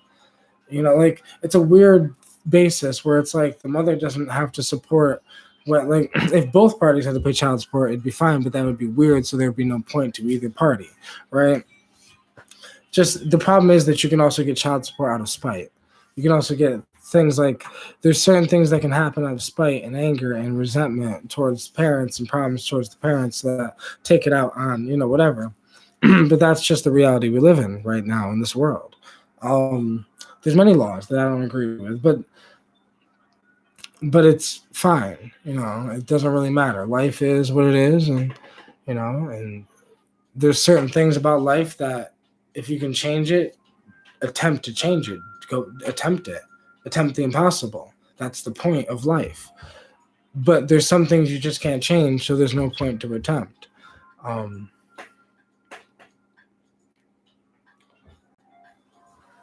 Jake Megabyte says, I had an experience on DMT where the entities seemed to want to help me also. Like, a few times it was these flower bud head entities that would check in on me at the beginning of the trip. That's dope you said that. I think that these beings, I think the whole trip, I think they all just want to help us. I think they all want us to grow up in a way, because the planet as a human consciousness is not grown. I mean, look at the president, look at all the presidents. Look at the way the world is set up. Look at the way, Democrat, Republic, left and right, liberal and conservative, all these other bullshit terms that don't mean a goddamn thing. It's like the world is so separated, right? The world is so disconnected, and we have these ideas put in our head from a long time ago to keep us separated. There's no point to have, I guess, ideologies that don't serve us as a species. What is it going to take? The New World Order thing is a good idea on paper. If you had a good, genuine human being, a genuine fucking great human being that every human being agreed was genuinely a great fucking person, would making that person a dictator of the planet be a good thing? Yes, it could be, and no, it couldn't be. But is it going to take an alien species to come to planet Earth to have us all come together? Is it going to take an alien species to have us literally have us shaking in our boots? Like, this is the problem with the human race. We still look at black and white, left and right. We still look at things that aren't really real, imaginatory lines that exist, and we call these things borders. These are fabricated, constructed societies that we're living in that we didn't even construct, that we have no control over how it's being constructed. And now our society is being more controlled, and they can use this to keep us under control for a while and to keep us in fear, to put the human consciousness down again. Planet's waking up because we're figuring out about 5G, we're figuring out about the disease, we're figuring out this and that. Information's flowing like there's no tomorrow. But opinions are flowing like there's no tomorrow. And if you don't have a what I would call popular opinion, you become the outcast. You become this, you become that. But psychedelics are a very unpopular opinion. But so is the unpopular opinion that we need to move past black and white. But no, this is the funny part. When you tell people we need to move past black and white, we need to move past racism, majority of human beings are like, yeah, that's a great idea. That's a fucking dope idea. But if you say we need to get rid of left and right, we need to remove all political parties whatsoever, and change the system, people get their panties up in a bunch and bug out and say, but I am this or I am that. You are, because I've never researched politics. So like I've always been willingly ignorant on politics, meaning like I know quantum physics more than I know about politics. Like, and I don't know a lot about quantum physics, but like I don't even know what the word liberal really means or the word conservative really means. It's a quick Google search. I could look it up. I just have no desire to learn that information. I want to be willingly ignorant on the topic because I just don't have time for separation information that separates the consciousness. It separates us as a species, separates us as a thing. We are not separate. Even if an alien species comes down to planet Earth, they are the same thing as you are. They're the same thing as I am. They're the same thing as us. Because the alien species that would come down to Earth, we are the aliens. They would be us. Meaning if we ended up traveling to another planet, most humans don't calculate the factor that we would evolve as a human species, meaning we wouldn't look like this anymore. The way we look right now would change. So like the ideal version that we have of aliens, the big eyes and the gray and the small little lips and little grays and whatever, that's a good example of what would happen to human beings if they were forced to survive in a dark environment. Eventually the eyes would get bigger so they could see. Eventually, the lips would most likely get smaller because we have lips now for, like a lot of things are for attraction reasons, right? Human beings evolve to help the species continue. So, like, you know, basically, if the woman breast size would go down, uh, the lip size would go down, the eyes would get bigger if you're in a darker environment. Your skin color might change. Everyone's skin color would be the same most likely. Everyone would most likely look the same in a sense. But you could evolve different things, and this is the thing about this could take, obviously this would take, most likely science would say, millions of years, but I think aliens would have some type of technology that can help evolution speed up or do whatever the fuck they needed to do to survive. And I think that will become us one day. DMT is the craziest thing because all these theories that I'm talking about, yeah, you could research people, that a lot of these things are just conspiracy theories that are out there. But a lot of the things I've actually come across in my DMT trips, information and downloads and getting like downloaded with random ancient information about, like, it's hard to explain, but just that we are all the same, like, and that it's just only the third dimension, like that there are multiple alien species out in this third dimensional universe that we know of, and all of us are technically the same thing, just evolved in different environments, which then it made us evolve to have slightly different things. But and then when an alien species does come down here, we're going to be scared shitless, because we don't really understand that. Well, we're just that whole saying about like trying to get our civilization up there so we could join the galactic federalization, galactic thing. It's like that's real in a sense where I think that we're gonna come to that point eventually. And I think that psychedelics make it's so funny is psychedelics are the most ancient thing on the planet, but yet you take psychedelics enough, you become so ahead of your time. They're really futuristic. They're futuristic, but yet they're, it's just interesting. Because they're old, but they kind of can show you things about the future. They can also, like, just teach you, like, things about the universe, because the future is that humans are trying to figure out what the universe is, but the universe has been since billions of years ago, so that the universe, what we're going to figure out in the future, is something that has already been for billions of years. Like, it's so the mushroom would say, oh, it's really not that big of a deal, it's just, it is what it is. But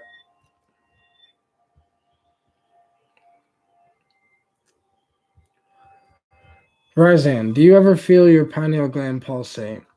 Yeah, in a sense. When I'm meditating or like in deep thought or really high, or I feel like my third eye is always like wide the fuck open, for the most part. Like, and like sometimes you get like, it's like, especially when I'm meditating, when I'm in a deep meditation, and over time, about 10-15 minutes into the deep meditation, it's like you start to feel this just energy, just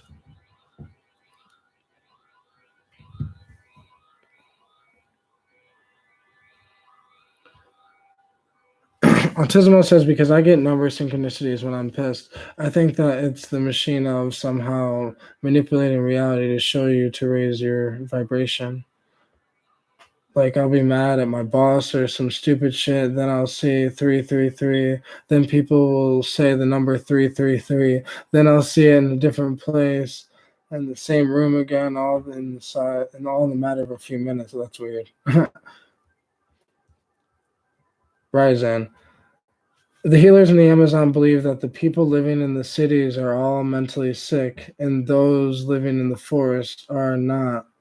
So yeah, no, I definitely agree. And that's why I try to distance myself. I'm not really I'm in the middle of being in a city, but I'm in a small city, like a small, not necessarily a small town, but a small city. But regardless, I kind of stick to myself. I'm kind of a loner for the most part. And like, yeah, so I think being a loner, it allows me not to be as mentally sick. I take a lot of herbs for that too. I think cannabis helps. Autismo, those downloads are wild for real. Marijuana community, all the movies we have watched will happen. I don't know about all of them because I don't think AI is going to be as bad as we claim it is. I think we're the bad guy at the moment in time. But I think that AI will be able to maybe put some of our leaders in their place and some of these ideas of these creations we create and the war and the nonsense and money and bullshit and separation and that's why people are scared of AI though, because AI won't have our same interests. So it's not going to give a fuck about money. But I think we should look at that as a good thing. It's not going to give a fuck about money.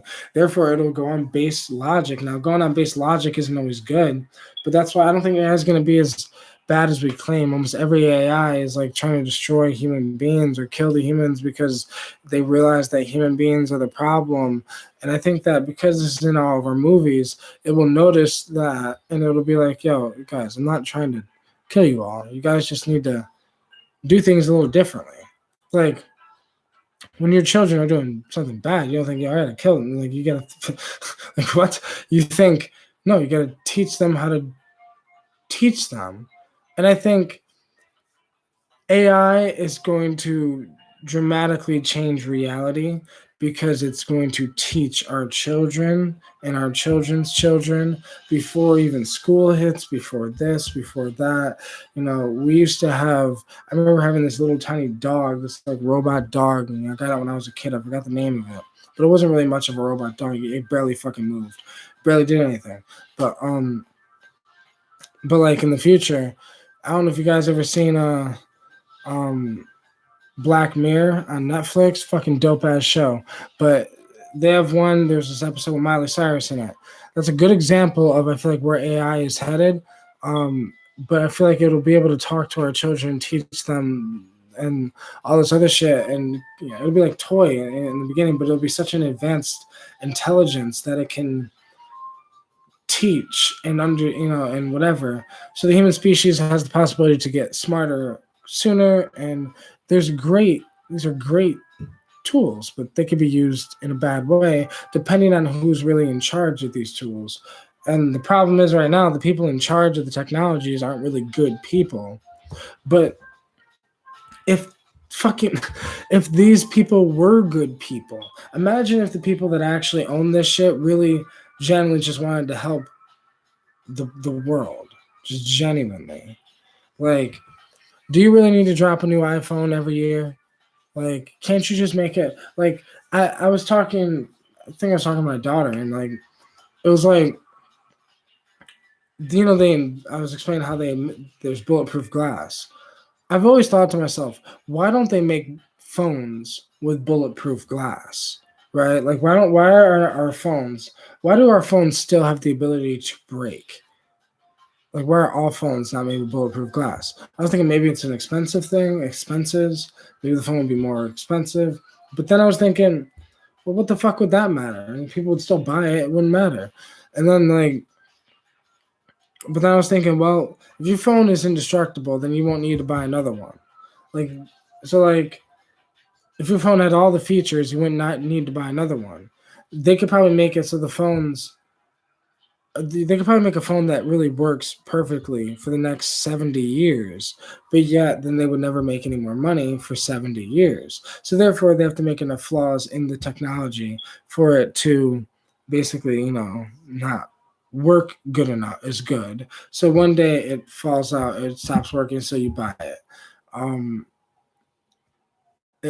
I just think the problem is the world has become this giant business scheme, and we need to just get back to genuinely just wanting to help people and genuinely just wanting to create technologies for the better advancement of the human species, not for the better advancements of our fucking bank accounts.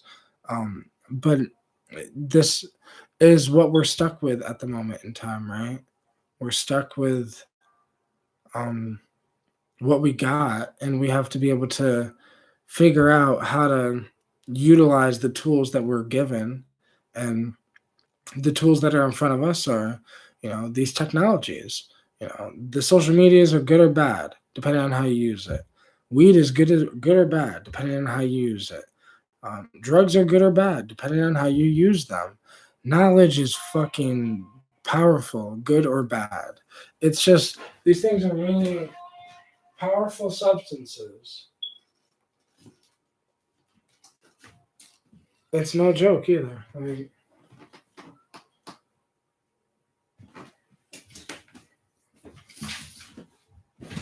uh,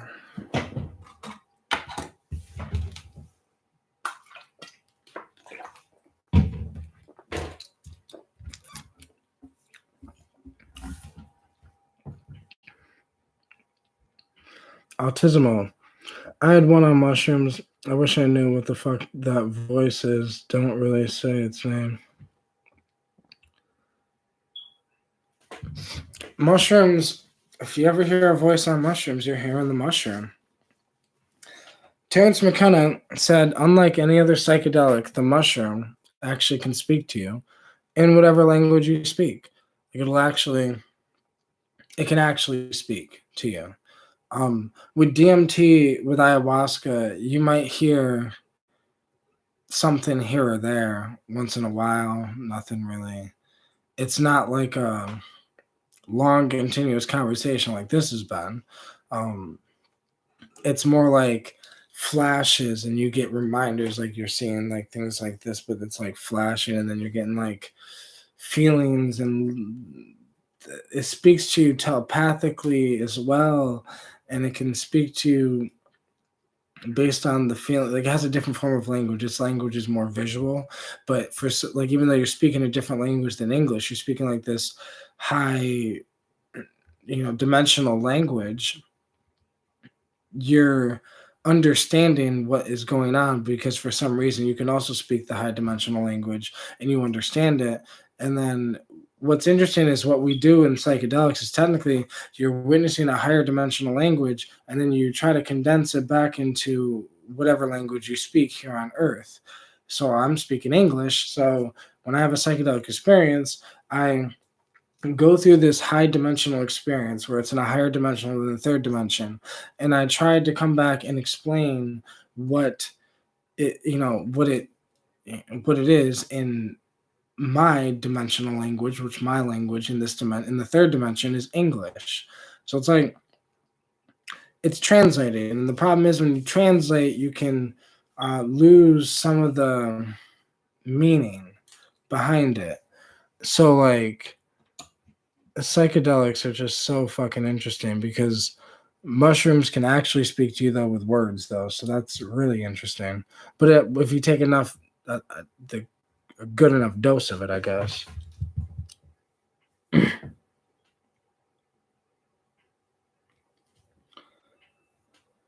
Jake Megabyte, I think the voice of the mushroom is actually you being able to hear the code of the simulation. I had an experience about that. Everything starts wrapping me, especially if it's like any nose. Running water becomes this weird alien speech. I think that's because it's not just the code. I think that the code, I think this thing is alive, because we judge it based on computers today, but computers of the future, maybe we will always use computers like this, but in the future, there will be quantum computers. And our brain is technically a quantum computer, technically. So it's like, uh, we consider ourselves alive and organic. And, so it's like, I think this simulation is alive and organic in a sense, because the third dimension is only a simulation of the fourth dimension, which is a simulation of the fifth dimension, or you can call it a shadow of the fifth dimension, which is a shadow of the sixth dimension, and so forth and so on. But like, it's like, depending on how you do it, even in this world today, we have things like this, which is, we call them quasi crystals, which is like um, the shadow of a third dimensional object. You have a third dimensional object, and you put a light on it, and then you have the shadow of it on the ground. You do this with a crystalline object, and you have the shadow of it, and that's a quasi crystal. But because my shadow on the wall looks like my hand, but it's not my hand because it's two dimensional. It's not three dimensional. It loses some of the information as it gets into a lower dimension. But we have the ability, see, it's wild because we can travel this shit. We can do this. We can take the mushroom and do that. We can take ayahuasca and do that. We can smoke DMT and do that. There's nothing literally in our way from being able to just travel into the unknown, but travel into the impossible, travel into the possible. It's not impossible because it's being done, but it's just so fucking magical that we would assume that it wasn't possible. Like, marijuana community says 3D printing human hearts is real. Human cloning is near. I seen that. Like, 3D printing a human heart is here, but I think that's amazing. The cloning might be possible. I think that but the next thing they're gonna start working on is, can you upload the consciousness, or can you store the consciousness, all this other shit. And like, I don't know if I'd want my consciousness stored, because it's weird that I say that, because in a way my consciousness will be stored. Because I have so many videos, and I'm trying to make music, and I'm trying to do all this, and I express every aspect of myself, and it's all documented, and I'm trying to write books. And so, like, in a way, my consciousness is documented, but like, I don't want to actually be stored on a computer, like, genuinely, like, all of a sudden I die, but then they store my brain in a computer and store my consciousness in a computer, and then I'm just living. I don't even realize I die. I think I lived, and I think I lived this normal life, and then all of a sudden, when they can finally wake my consciousness back up in a body, I wake up like, holy fuck, bro, what the fuck? Like, now I'm good. Like, I think I'd rather just accept that I'm not even this consciousness right now that I am. Like, meaning I'm the consciousness, but I'm not the memories. I'm not the human being that's lived this life. I am the thing inside of this human being that is living this life, Autismo, you're for sure right. I could be the mushrooms, most likely possible. All I know that it said the same thing at the same time to my friend. That's how I know it was BS. I've heard of people getting in contact with other beings on mushrooms, so I don't know if it's for sure, Oh, mushrooms is. See, I have no doubt in my mind that these psychedelics are alive. They're just different forms of consciousness, condensed into a third dimensional object, just like we are, just in a different. They're just in a different object. But the mushrooms, I think, are, because DMT and the mushrooms contain psilocin, and DMT is very similar to psilocin. They're very similar wise looking. So it's like, I think that these things are alive. I think that each for me, I've been able to like gain a relationship with these things, get to know them, as weird as that sounds, but like it's just the way that I look at these things that allows me to gain as much information from it and just talk to it and get to know it, ask it questions. Because when you start asking the mushroom questions, you start seeing that it's not you, because it can't be you. That's the thing with the psychedelic experience. A lot of people say, well, what if it's your subconscious? Don't get. I'm sorry. I'm not giving human beings that much credit. And if I am, then I'm giving us credit to say we don't understand what the subconscious is,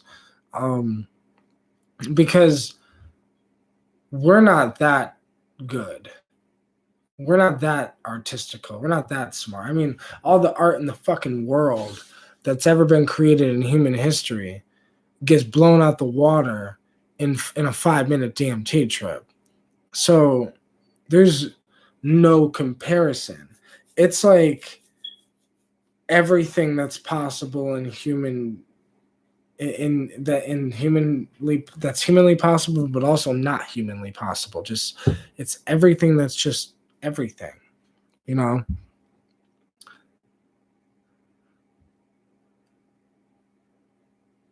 Jake Megabyte, the whole idea of our existence running on a language is interesting, though. My last few mushroom experiences, I was like seeing our reality as these simulated existences, and we are the little inner part of the computer, and we do work for the main computer by solving arbitrary problems. Yeah, that's dope. Is that what we do in our lives? I guess that is similar. That's kind of what we're doing, though. I would agree. The problem is I hate that we're so human, because the closest thing we have to explain it as is a computer.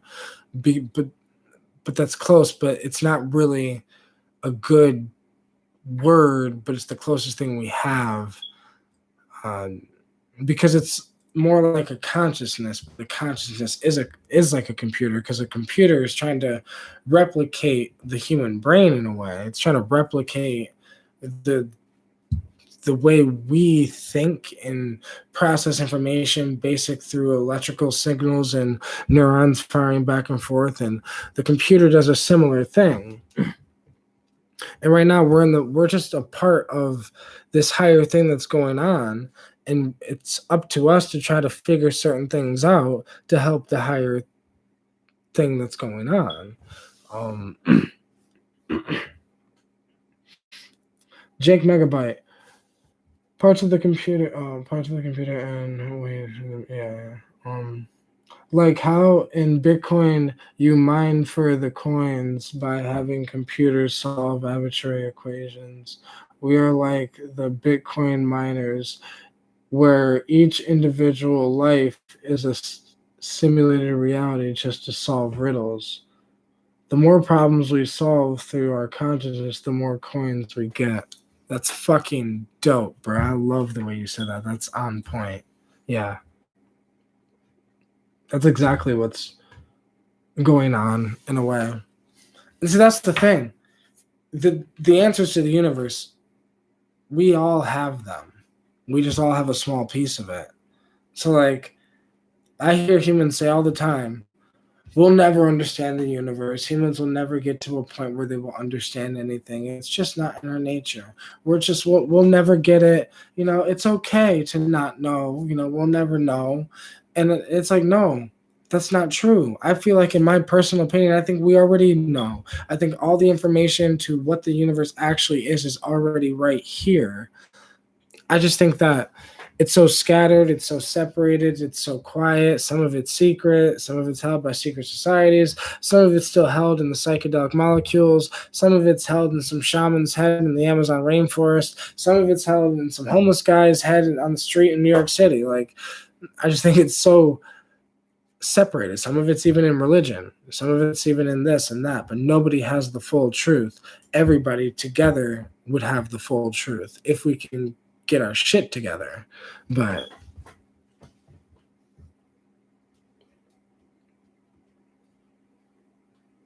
But it is some type of organism. Because, but you know, it's that controversial thing that nobody wants to say, but it, you know, I'll say it, that this organism that it is God. That's what it is. The organism of the universe, our consciousness, this machine we're in is probably this E8. It's probably E8, which is like this eighth dimensional machine that these lower dimensionals are inside of. Now, E8 is a real thing that anybody can research. Just type in E8 and you can literally go on a fucking adventure. But I think that E8 is this eighth dimensional machine that all the lower dimensions are inside of. And I think that's why we have this aspect of being inside. Like, that's why I agreed with what you said, because what you said was fucking on point with that. And I don't even know if you know anything about E8, but it's just, but yeah.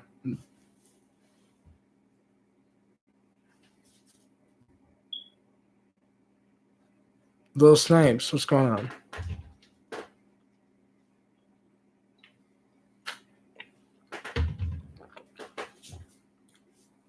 E8, there's this documentary by Quantum Gravity Research Group, I think they're called.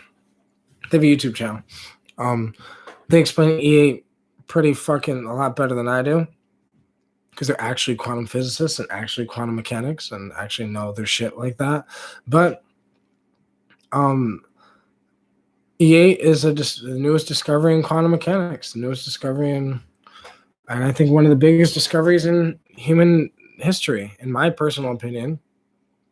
But it's one of those things that's like untalked about for some weird reason.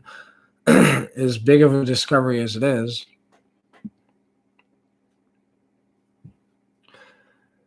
Autismo, the question is, though, when you die, do you return to your true higher self, or do you merge with God and everything? God and everything is your true higher self. I've come to realize that we get so attached to being an individual, but it's not what we really are. We are, but we're not. It's so complex. But it's like right now we're a drop of water, and at the end, our drop of water gets to drop back into the ocean. But if you try to get that drop of water back out of the ocean, you'll never get that individual drop back out of the ocean. So you just have to pick up a cup and pour that cup back out of the ocean. But it's like one of those things where you fall back into the ocean, you fall back into the river, and you just start flowing with the river of the consciousness, and you become all and everything and time and reality. But then you can become in darkness, then you can become a light being, then you can become, there's multiple things that's happened to me on DMT. So it's like, I don't know which one of those scenarios would genuinely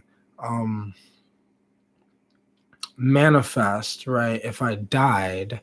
But I think that all of the above would manifest if I died, because I'd have all the time in the universe to experience all of the above, to experience being a light being, to experience going through the vortex and going through every single sub breakthrough of the vortex and going through all these different parts and all these different things, going to the light at the end of the tunnel, going through a review of my life, going through this and that and all this other shit, and becoming the oneness and becoming this. And I think all of that, there's just so much of it. Just so much of it. It's fucking insane, right? And all of that's from DMT trips, but I think DMT is just, it contains so much information, and it's like there's just too much information, and nobody could. So many people say it's hard to get a lot out of DMT because, like, you know, it's so quick. Not if enough people do it where you can learn from other people's trips as well.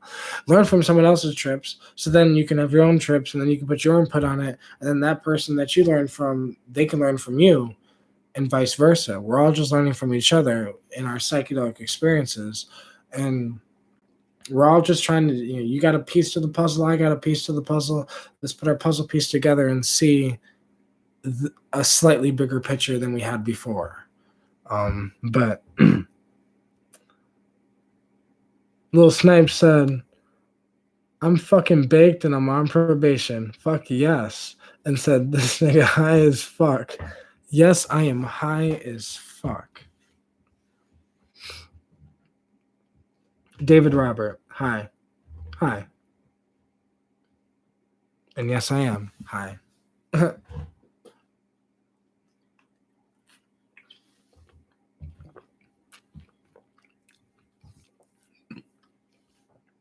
That's another question.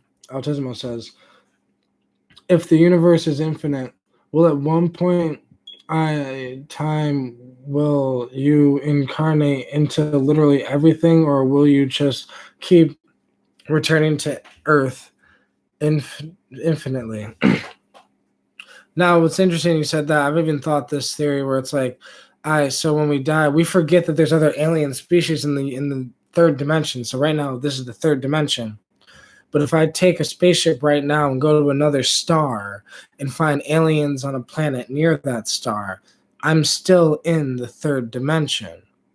So I think that we can reincarnate into another alien body as well, not just a human body. I think our souls can. I think what's going on is so big that like science would. The truth will destroy science and religion and everything, because you can travel the truth yourself. You can go there, but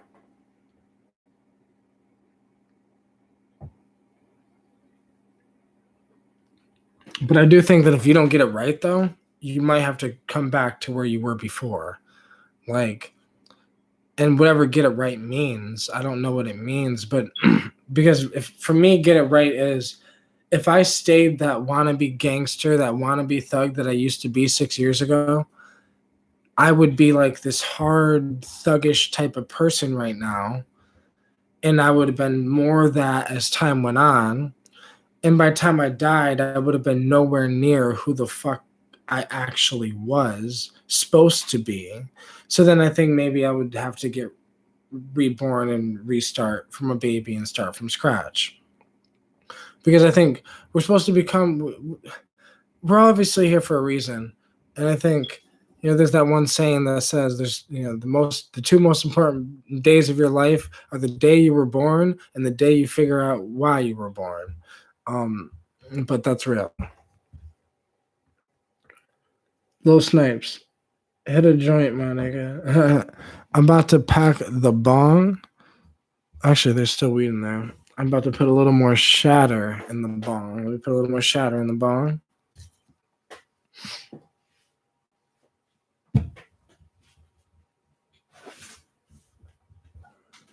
Tool phone.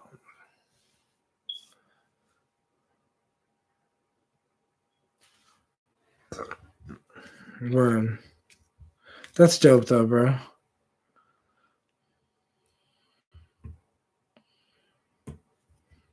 It's like back in the day, I don't know. I just made a decision in my life, Psychedelics are an interesting thing because, like, psychedelics can just change your whole perspective on reality.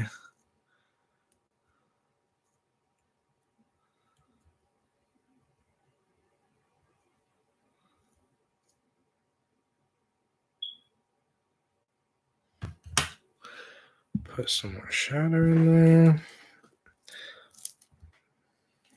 I don't have my grinder, so this is a pain in the ass.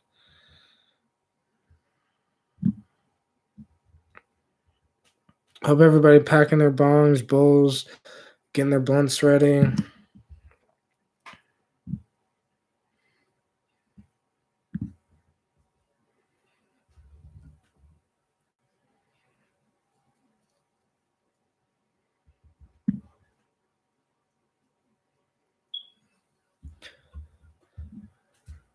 Just like I'm smoking this shatter is basically how I've smoked almost all the DMT I've smoked.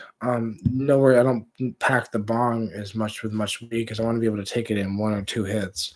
But I just put the weed, then the DMT, then more weed on top, just like I've been doing with the shatter. Putting the weed, shatter, weed, then shatter, then weed, though. That's what I'm doing. But all right.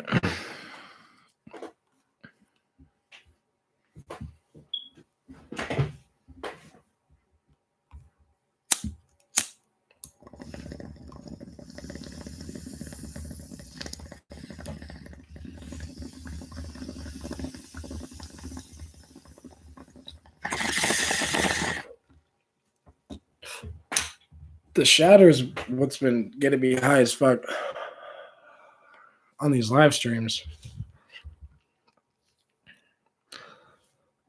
Because I felt that shatter just hit the dome.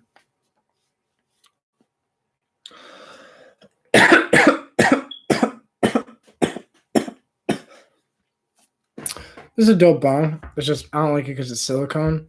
So, like, it's. But I do like it because it's silicone because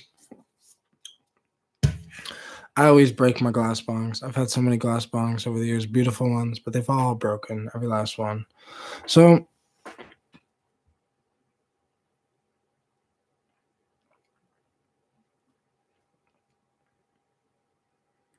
Jake McBride, I like the way you said that. Little Snipes, I feel you, bro. I'm living in 8 Mile, Detroit. Shit is a hustle, by the way. You gotta do what you gotta do, I bet. Me too, though. Like, we all do in a sense, but we'll get there.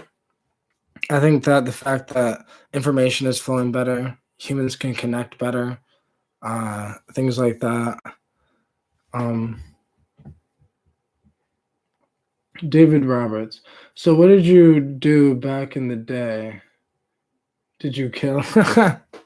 No. Back in the day, the worst thing I did, I guess, was like armed robbery, and like I was an asshole. So like I remember there was like times where like, so I had this loaded like CO2 BB gun and it had like metal pellets, and like I was like 13 and like hanging out with like this 20-year-old, and I guess you can say he was kind of like the leader of this little gang that we were making called Straight Cash, and then Straight Cash became a rap group. But like it's some weird shit. So I was doing some dumb shit back in the day, right? I got locked up at 14, locked up and sent away at 14 for armed robbery, robbed a store, a food place. Then I got sent away. That was when I was 14, and I was sent away until I was 15. After 15, I was still doing that like gang shit, I guess. I used to have a studio, so I used to record people's music, and everybody liked my mastering because I knew perfect mastering and how to listen to a 30-band equalizer, and had preset masters that I mastered myself by hand. And some people were regulars at the studio, so I had a preset master for their own voice, because everybody's voice technically requires a slightly different master, because everyone has different frequencies in their own voice. Everyone, has a different voice. So it's like I used to have like a bunch of gangsters and like motherfuckers like come in the studio that were like just real motherfuckers, like real people. Like, and this one dude, he was from the city. He was like 32 years old, but he was like trying to like bless me in, and he was trying to bless me in his set and like just help me. Like I had people just trying to give me like drugs, just trying to saying, yo, bro, little homie, you gotta get on your feet type shit. And I almost did those things, right? I almost kept going. Kept going down that path. And if I never smoked DMT, I would have continued down that path. But then, you would think that me having my daughter when I was 17, that would have like been the like, I need to stop, whatever. And it kind of did. It made me necessarily stop. I never like went to rob anybody after that. Like I never went to like physically go to somebody's house and rob them, or physically put like a gun to somebody's head and rob them, or do anything like that, whatever.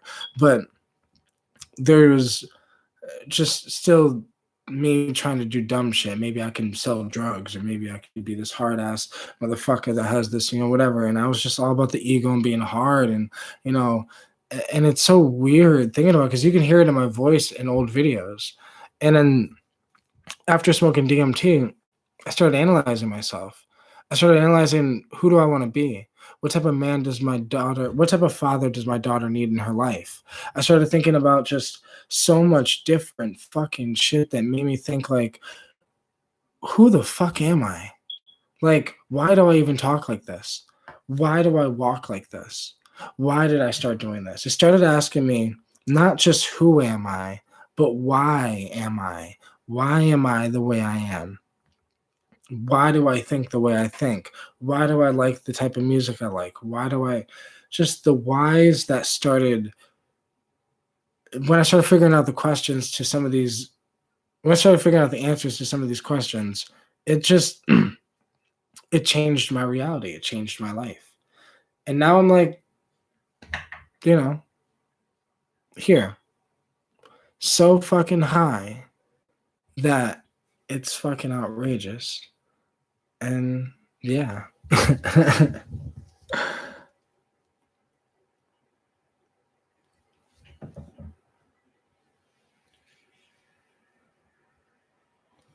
Jake Megabyte said he killed DMT demons. Yes, I did.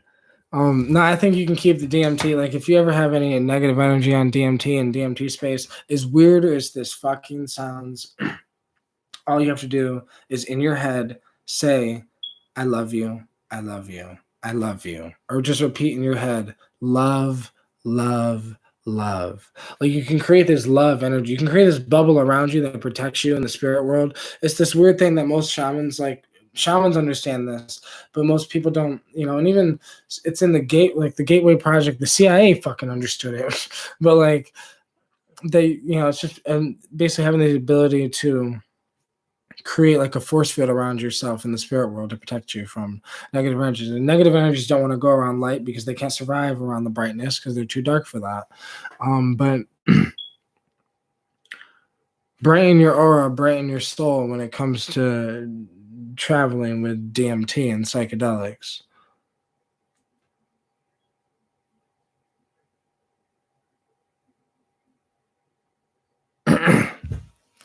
Marijuana community. Jesus is a hybrid alien. Mary gave birth with no encounter.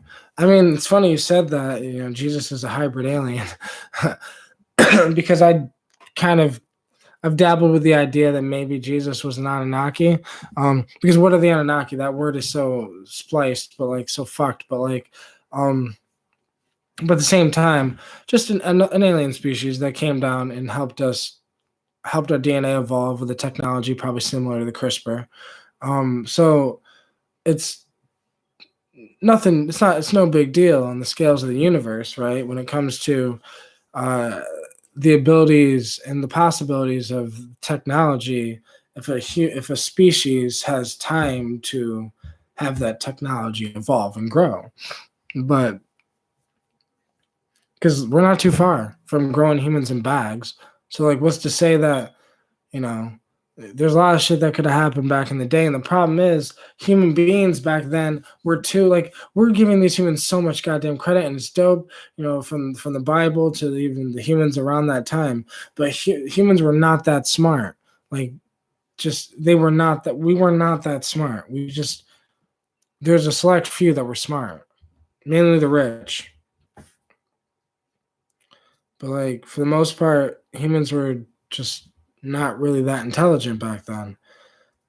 So they would look at technology and say it's godly, it's some magic, my neck, I had to crack my neck. But they would say like it's godly or some magical fucking whatever.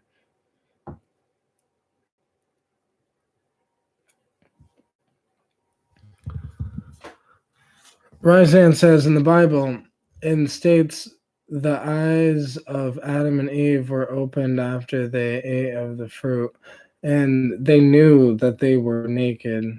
The Bible is even more interesting reading it from a conscious perspective. I think the Bible is just a book of trip reports, to be honest with you. I think the Bible is a book of trip reports where people forgot to tell you that they were tripping balls.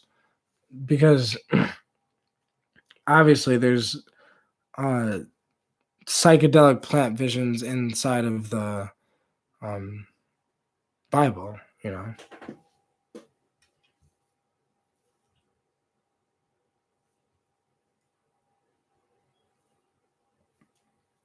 Lil Snipe says, I got locked up like a month ago for killing a nigga, but hey, the virus saved me. Lil Snipes, this nigga fucking big. Yo, bro, I'm higher than high. But I was saying earlier in the live stream, I like getting this high on live stream because this is how it would be if somebody was like chilling right here with me. There's a chair right in front of me. This is how it would be realistically. I would just be sitting here chilling, high as fuck, in the middle of a conversation, just deep thinking, vibing, smoking, getting high as fuck. And yeah. So it's like I like live streams because I can do that basically, right?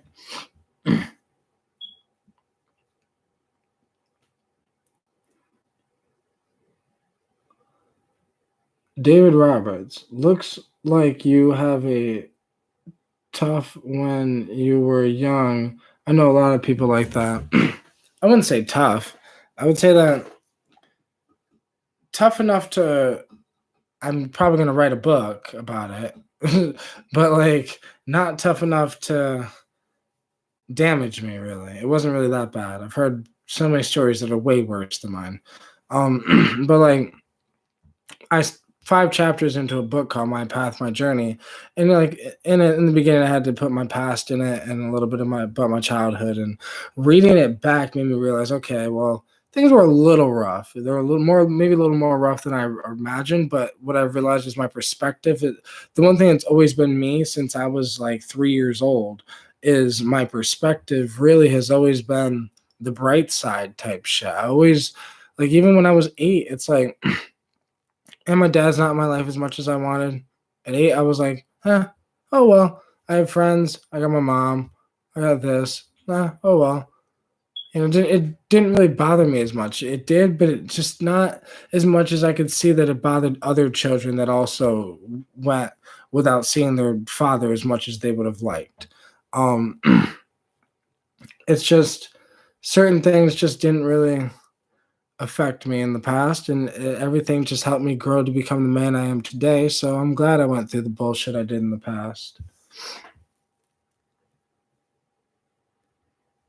Lil Snipe says I'm only 16. Wow, still young as fuck. I'm 10 years older than you.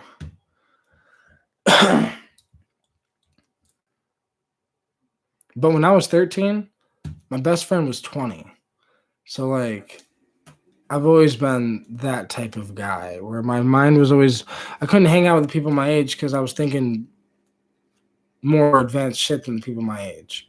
So like, I would always have to hang out with somebody older. When I was 8 years old, my best friend was fucking 14. And I know that sounds crazy to a lot of people, but it was the 90s. So it was a little different. Pretty sure it was still the 90s when I was 8. Let's see. No, it might have been the year 2000. It was the year 2001. Holy shit. 2001. I was 8 years old in 2001.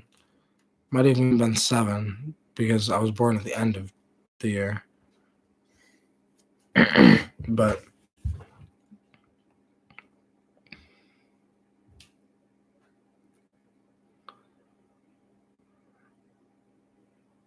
Al Manuel, what's going on?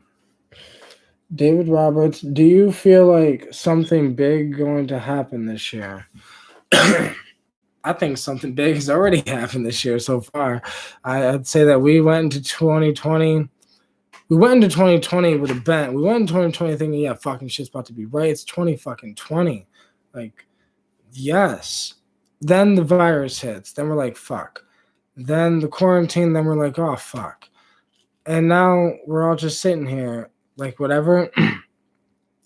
I think it's our perspective on what we do this year. I think you could look at what's happening as a really bad thing, but you can look at it as a really good thing because it gives you time to work on yourself. It gives you time to fuck the distractions, fuck the bullshit, and figure out who do you want to be? What type of life do you want to live? Figure out, are you happy? Like, what makes you happy? What are you missing in your life that could make you happy? There's just so much shit, Life is fucking insane. And it's all about really how you look at it. So like 2020 for me is going to be a great year because I'm going to use this time to get music done. I'm going to use this time to 2020 right now. Like right now, I'm higher than I have been. Like, guys, so for the past 2 weeks, I've been this high.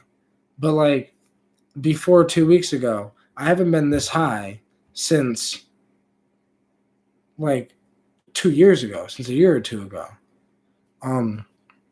I would basically not necessarily microdose on weed, but I would only smoke weed. I would never smoke wax or any weed extracts, and I would only smoke like one bong hit, and like just be good and like let that ride out for 5 hours or so, and maybe one or two bong hits, let that ride out for 5 hours or so, and like I wouldn't smoke that often basically, and that was like that for a long time now until 2 weeks ago.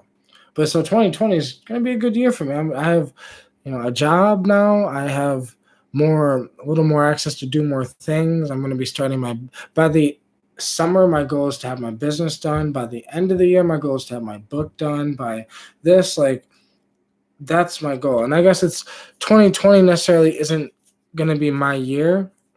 It's going to be the year that I'm getting shit done. I think this is the year that we can get shit done. I think 2021 will be really the year, because 2021 is the year that everyone can put their shit out that they have done in 2020.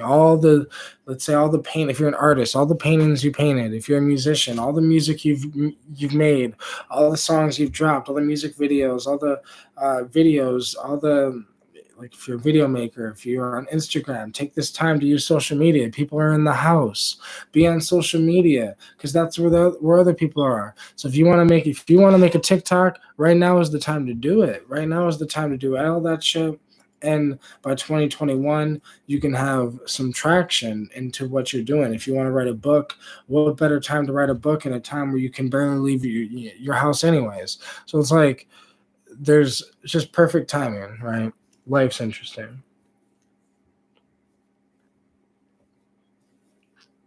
Jake Megabyte. It's cool to do these streams. I like live streaming. It's pretty dope. Like I like live streaming better than I like making videos, technically, because it's still me making a video, but it's just,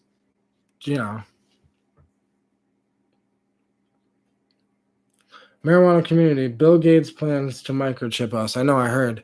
But I knew that was coming. But it's just, I don't know. I have a problem with technology because I love technology. I fucking love technology. But I fucking hate the human beings that are in charge of this technology. Like, it's a problem. I can't think of, if you can find a really good human being, a really genuine, really good human being, put a fucking shaman in charge of the microchips, and maybe I would put a microchip in my arm. Maybe I would feel more comfortable if you put a good human being, a genuine good person in charge of this shit. But instead, we have Bill Gates, right? And that's what we're stuck with in the world. We're stuck with very few amount of really, really, really, really smart people, because Bill Gates, Elon Musk, Steve Jobs, like, I would consider these people really, really, really, really smart people. Like, and the problem is we don't have enough of these people, so we're stuck with what we got, and we have Bill Gates. And it's like, yeah, some guy that doesn't seem to have good intentions, that doesn't seem to be a good person, but yet in charge of some of the most important tools of mankind. That sucks. Like, but it is what it is. Lil Snipes says, "You a Cali nigga?" You know, it's so weird. I don't say the word nigga, so like, I'm only saying the word nigga because he's writing the word nigga. But like, it's weird saying it. I haven't said the word nigga since like 2014. I used to say it all the time, and it was like just in my vocab. It was just a normal thing I said just all the time. But psychedelics have the ability to, if you choose to, you can rewire your consciousness and even rewire your vocabulary and rewire your behavior. It's an interesting reboot on the system. But no, I'm not from Cali. I'm from the East Coast.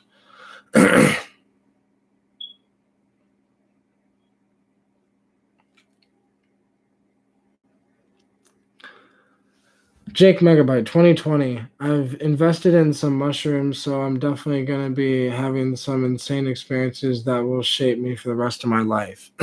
Fuck yeah. I mean, that's the way I'm looking at 2020. I'm looking at this quarantine as, I dived deep with Hawaiian baby wood rose seeds. And diving deep with Hawaiian baby wood rose seeds was a very interesting thing. And that was in 2020. So it's like 2020 has been an interesting year for me so far. And I'm going to be diving with, San Pedro. I'm going to be diving with DMT pretty soon here again, because it's been a little while. But I'll be having experiences, and I might as well take this time because we're all home. Like I said, I have a job now, but still, that doesn't really make a difference in my life. I still do me. Ryzan says, from the moment Kobe passed away, I knew things were going to kick off. A lot has happened this year.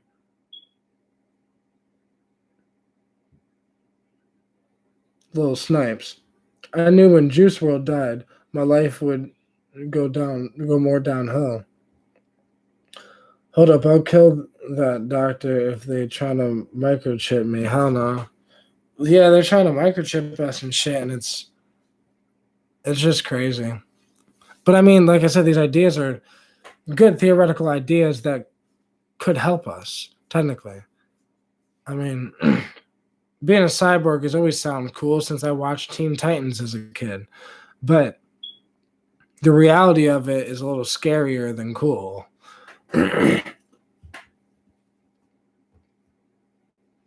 David Roberts says, I can see robots taking over jobs next year, guarantee it.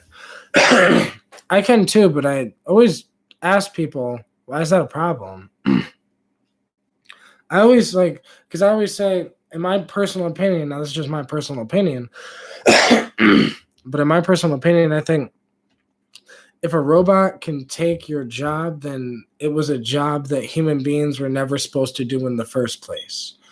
I think we're designed for much bigger things than that. So I think that when robots take our job, it's for a reason.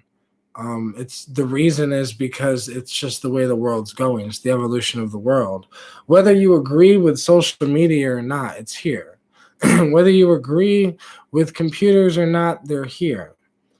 And there's so many things about human evolution and societal evolution that no matter what we agree with, whatever. The problem is people get so invested in their careers. Like, what about the truck drivers because the truck drivers are the first ones to go. The factory workers, those are the first ones to go but truck drivers have already been talking about it. They know that it's coming. Self-driving trucks, they know that, factory workers have known this for a while as well too. They know, as they've seen slowly some of the factory jobs are going away with machines that were bought in and put in the thing. And but here's the point, though. Why? It's like the only reason why humans, whatever, we get so attached to what we've been doing. So let's say there's a man who's been a fucking truck driver since he was 25 years old, and let's say he's 45 years old, and now he's here and he's about to lose his job, and that's all he knows, right? And that's real shit, and that's gonna happen. Well, I guess you're gonna have to do something, all right? The shitty part about reality is you can't help everyone, but the also shitty part about reality is you have to make your own mistakes and learn from your own mistakes.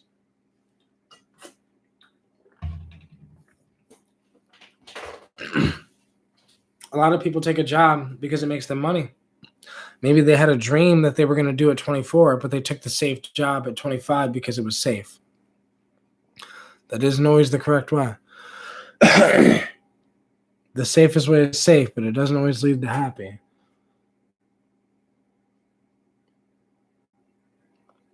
Ryzan says, how's San Pedro? I don't know. You tell me. Have you ever done it? Because I've never done San Pedro. So I don't know how San Pedro is, but I'm pretty sure that it's a. So a lot of people say it's like a psychedelic-ish, natural nature's version of MDMA. So a lot of people say you can never have a bad trip on it. A lot of people say that uh, you can. It's not as like deep as like ayahuasca or something like that or whatever, but like so I'm just interested to try all psychedelics and like all things. San Pedro and Ibogaine are like the only two that I haven't done, and I guess I want to try ketamine as well, but that's not considered a psychedelic technically.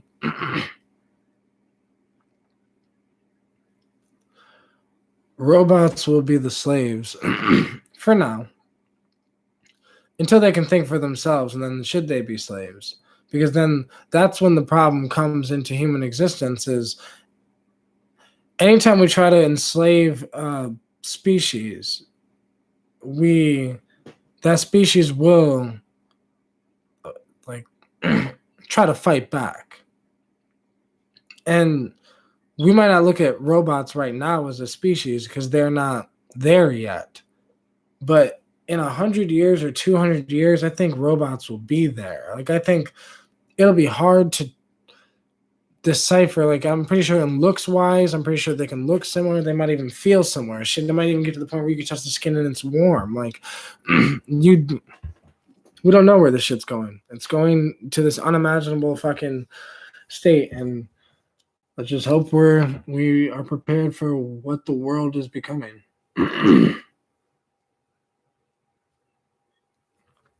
Little Snipes, bro, if you shave your afro, you're gonna look like Tupac. Sorry, I'm high as fuck. My brain going everywhere. Said if I shave my. See, what's so crazy is I've had short hair, and I have videos where I have short hair, but I haven't cut my hair in a while. And now that this quarantine is going on, I couldn't cut my hair if I wanted to. Ain't no barbershops open.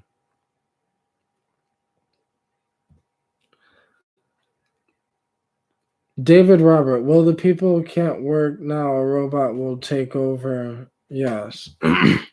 Well, I don't think humans were meant to work. I think that's the brainwashing that's been done to us over a lot of generations of brainwashing that's been just done to us.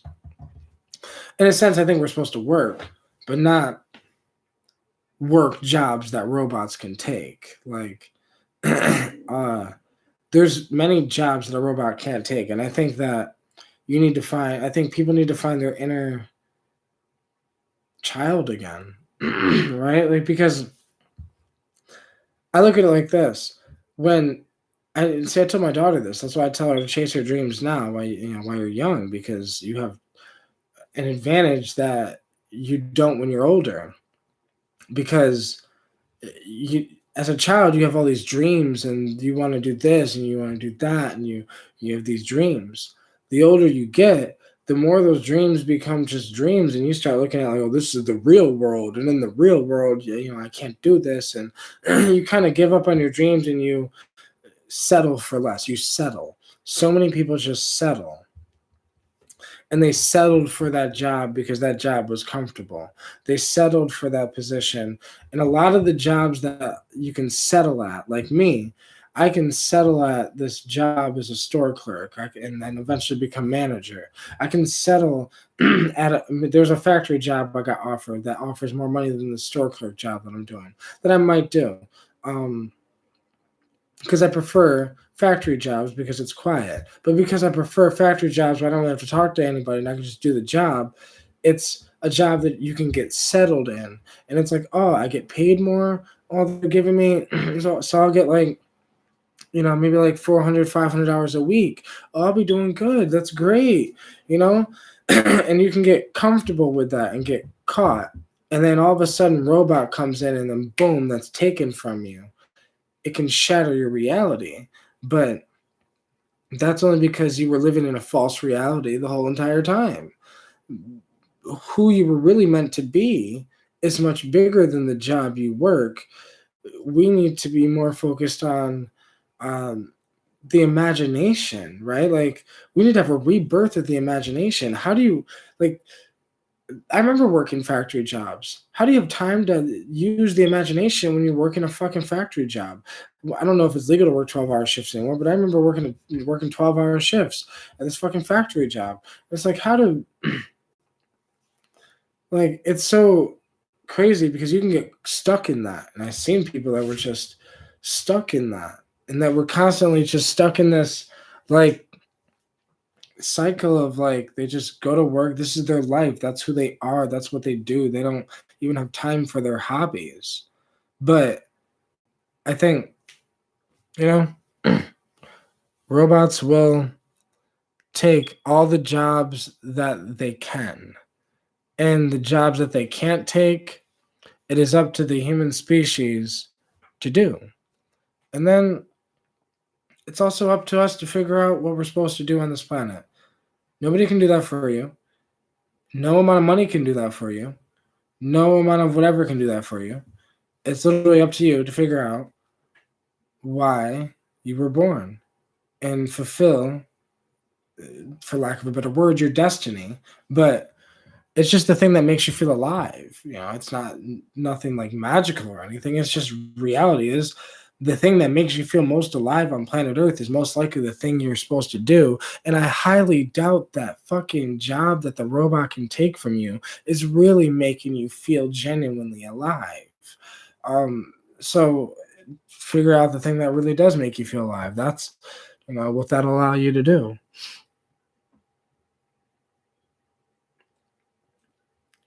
Little Snipe, clothing do be overrated. We all should go natural. I don't even know what the fuck I'm saying. Not clothing, but I think materialism in general, where it's like people be like, yo, I got this name brand thing and I got this name brand thing. And I think that's dumb as fuck.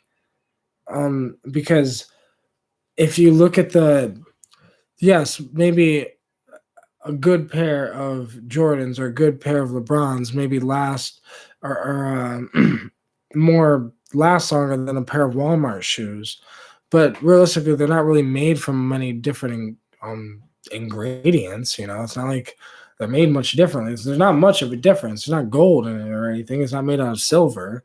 It's just that you're paying for the name, and I think name brand shit is dumb. Because I don't care about that shit.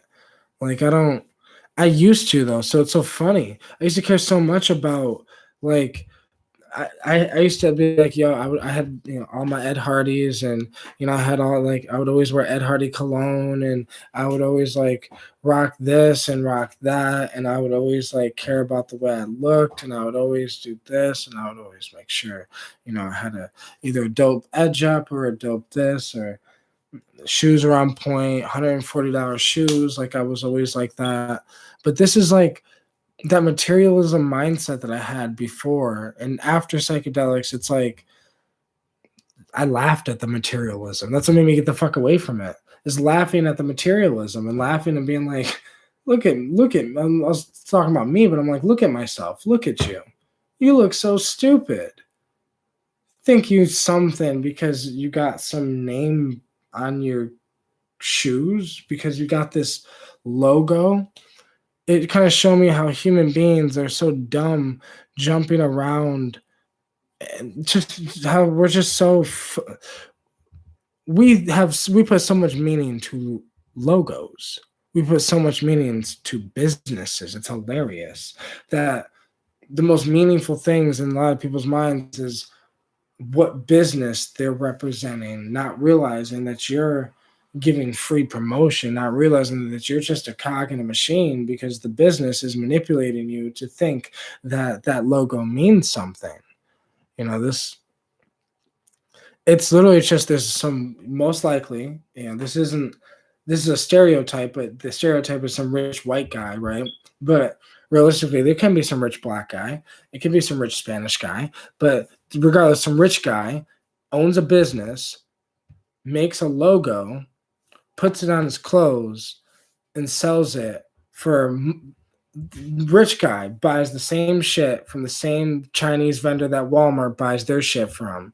Rich guy decides to change it up a little bit, add a logo, add a little different shit, whatever. Rich guy sells his shit for a higher price. And then people say, yo, this is designer. And, like, there's Gucci, there's all these different things. And yeah, maybe they have little better quality. But who cares? What does that matter? Like, but the only reason I can say this is because I was that. I cared. I fucking cared. Like, I used to care so much about designer clothes and the way that I look, and I wanted to be so like, but then I realized, does it really fulfill my soul? When I am alone at night in my bed, does that really fulfill my soul? If someone I love died, would any of that fucking matter? Any of those materialized possessions that I have, whether if it's a car or the most expensive this or the most expensive that, would any of that shit even matter? I bet everybody would trade everything they have to get back someone that they loved. I bet. If someone you love died close to you, you would give up every designer thing you have. You would give up everything. You'd say, yo, I'll wear fucking shit from the thrift store for the rest of my life if I can get them back. That's because we can see that materialized items really genuinely don't matter. They just really don't. But our society as a whole is like, especially younger generations, because when I was younger, I used to do the same thing. It's every young generation. It's part of evolving and growing up. You can either get caught in the system, which is businesses are manipulating the majority of the human race, the human species, and these businesses are just trying to manipulate you to buy their shit or to make you think their shit is better than someone else's shit, when everybody's shit is still all that, just shit. Being sold to us as a disguised, it's shit in a pretty box. They put a fucking shit in a beautiful box and they wrap it up and they try to sell it to us and say, look at this, it's amazing. All the fast food joints, they look amazing, they taste amazing, but they're horrible for us. All these all these designer clothes and all this, you see your favorite person on TV wearing it, you see this, you see that, everyone's talking about it, so you want to be popular, but it's not cool to be popular. It doesn't even matter, right? It just matters about being yourself. And man, I've seen it happen to so many people. People know themselves and they lose themselves because they hang out with the wrong crowd. That's just life.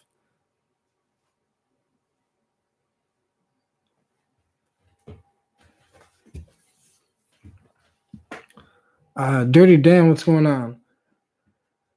Al Manuel says, how do I find my creativity? That's a good question. How do I find my creativity? I guess I found my creativity by trying different art forms. I really want to learn how to paint, but I've tried it so many times that I probably can't draw and all this other shit. I wish I could do that. It'd be fucking awesome. But I can make music, I can make beats, so that's what I do because that's what I've tried. Philosophizing, deep thinking, all that, yeah. Dirty Dan, what's going on? Much love, Mark. Sending good vibes as always. In the process of moving, so I may be lacking on attending content. You always fill the void I feel through my life. Thanks, Mark. Keep spreading your shit. Much love to you, bro. Appreciate that. Lil Snipe says I wear designer. There's nothing wrong with wearing designer.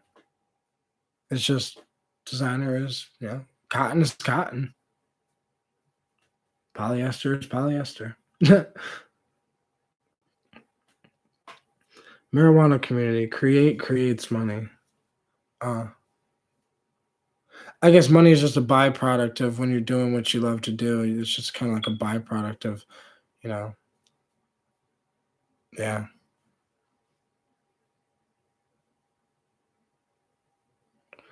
Dirty damn, materialistic shit never bought respect, bro.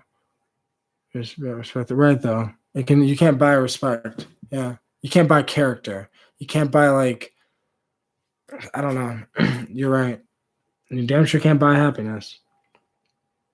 Little Snipe. I got like demons talking to me on the daily saying like humans are just animals or nothing has a point to it because we're all just going to die. Now, in a sense, you're kind of right, but not in a dark way. I like to look at it in a more positive way, but the information's kind of correct, basically, where it's like we are just some dumb fucking monkeys that really don't understand what's going on. We think we're the shit because we're monkeys that can speak and we can put things together, but we still forget that we're just animals. We are still part of the animal kingdom, just like the gorillas and the orangutans. We are still in that same class as the chimpanzees, gorillas, orangutans, and human beings. We are all in the same class as them. We are, in a sense, apes, primates. But I wouldn't say that life is meaningless and life is meaningful. It's an up and a down situation. It's a I was happy as fuck today. I have the possibility of being sad tomorrow. Who the fuck knows? But I'm just experiencing, I'm just being, I'm learning, I'm growing, and one day I'll die. But at least I lived. Marijuana community. What do you think about Bitcoin going up and stock market falling? Well, I've always thought this a long time ago, since 2016. Bitcoin, I think, will replace the American dollar. I think Bitcoin is going to, I think cryptocurrency in general will replace the value of, just normal money. I think everything's going to go into that realm because blockchain is an amazing technology. But Manuel, but what makes us so different from these animals? Nothing really. I guess the ability to consciously take drugs because we could pick it up and say, I want to smoke this. Or the ability to, we have realistically, what makes us different is human genome number 2. But human genome number 2, it's the DNA, it's in our DNA, but like, a lot of it's from human genome number 2, but but really, in some aspects we're worse than the animals. In some aspects we're so disconnected from the planet that we don't really understand our place in the planet. But we'll get there. I got hope for us. But I'm gonna get up out of here, guys. It is 3:11 in the morning where I'm at. I'm high as a motherfucker. And yeah. I guess I'll ask this last question. Lil Snipe says, what's the most hardcore drug you've done? Technically, depends on your definition of hardcore drug.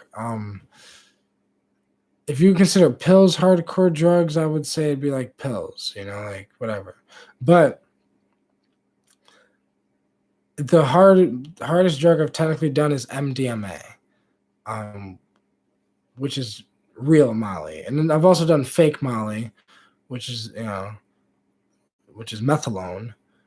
But those are like the hardest drugs I've ever done. Like I've never done meth. I've never even done cocaine. Like I'll never do cocaine, never do meth. Like I'm not really an upper type of guy anyway. So I think I would really hate those type of drugs anyways. But like, I've just watched drugs damage a lot of people I know. So like certain things I stay away from because it's just like, yeah, you can learn a lot about whether you should do a drug or not if you observe the people who use it. So if you look at meth, basically, type in on Google meth users, you're going to look at them and you're going to be like, yeah, fuck no, stay the fuck away from that shit. You don't even need to try it to understand, to look at the meth users to say, stay the fuck away from that. Cocaine gets glorified in our society, which is the only reason why it's glorified and looked at as a positive thing. But in true aspects, it's somewhat addictive and it's too addictive and it's too it's just too addictive, and it's too much of a whatever. So like you can observe that a lot of coke addicts are better than the meth addicts, much better, but still just a little too something for me to ever want to get into that. And yeah, but then you start observing people who use LSD. Then you start observing people who use MDMA. You start observing that those people seem a little more, people call them hippies, but I would say those people just seem a little more loving, a little more open, and a little more just real without this bullshit facade, you know? So it's like you can observe those type of people and just see it and be like, yeah, it's really, you shouldn't, yeah. You should stay away from the other shit, but some shit's okay. You start typing in psychedelics, you see a bunch of psychedelic shit and beautiful colors and paintings and artwork and changed lives and spirituality. And, you know, there's MDMA is being used right now almost in like, you know, therapy for like, psychoactive therapy with helping with, you know, PTSD and things like that. So it's like these things are really starting to get out there and they're starting to make a dent. But some drugs are just fucking horrible.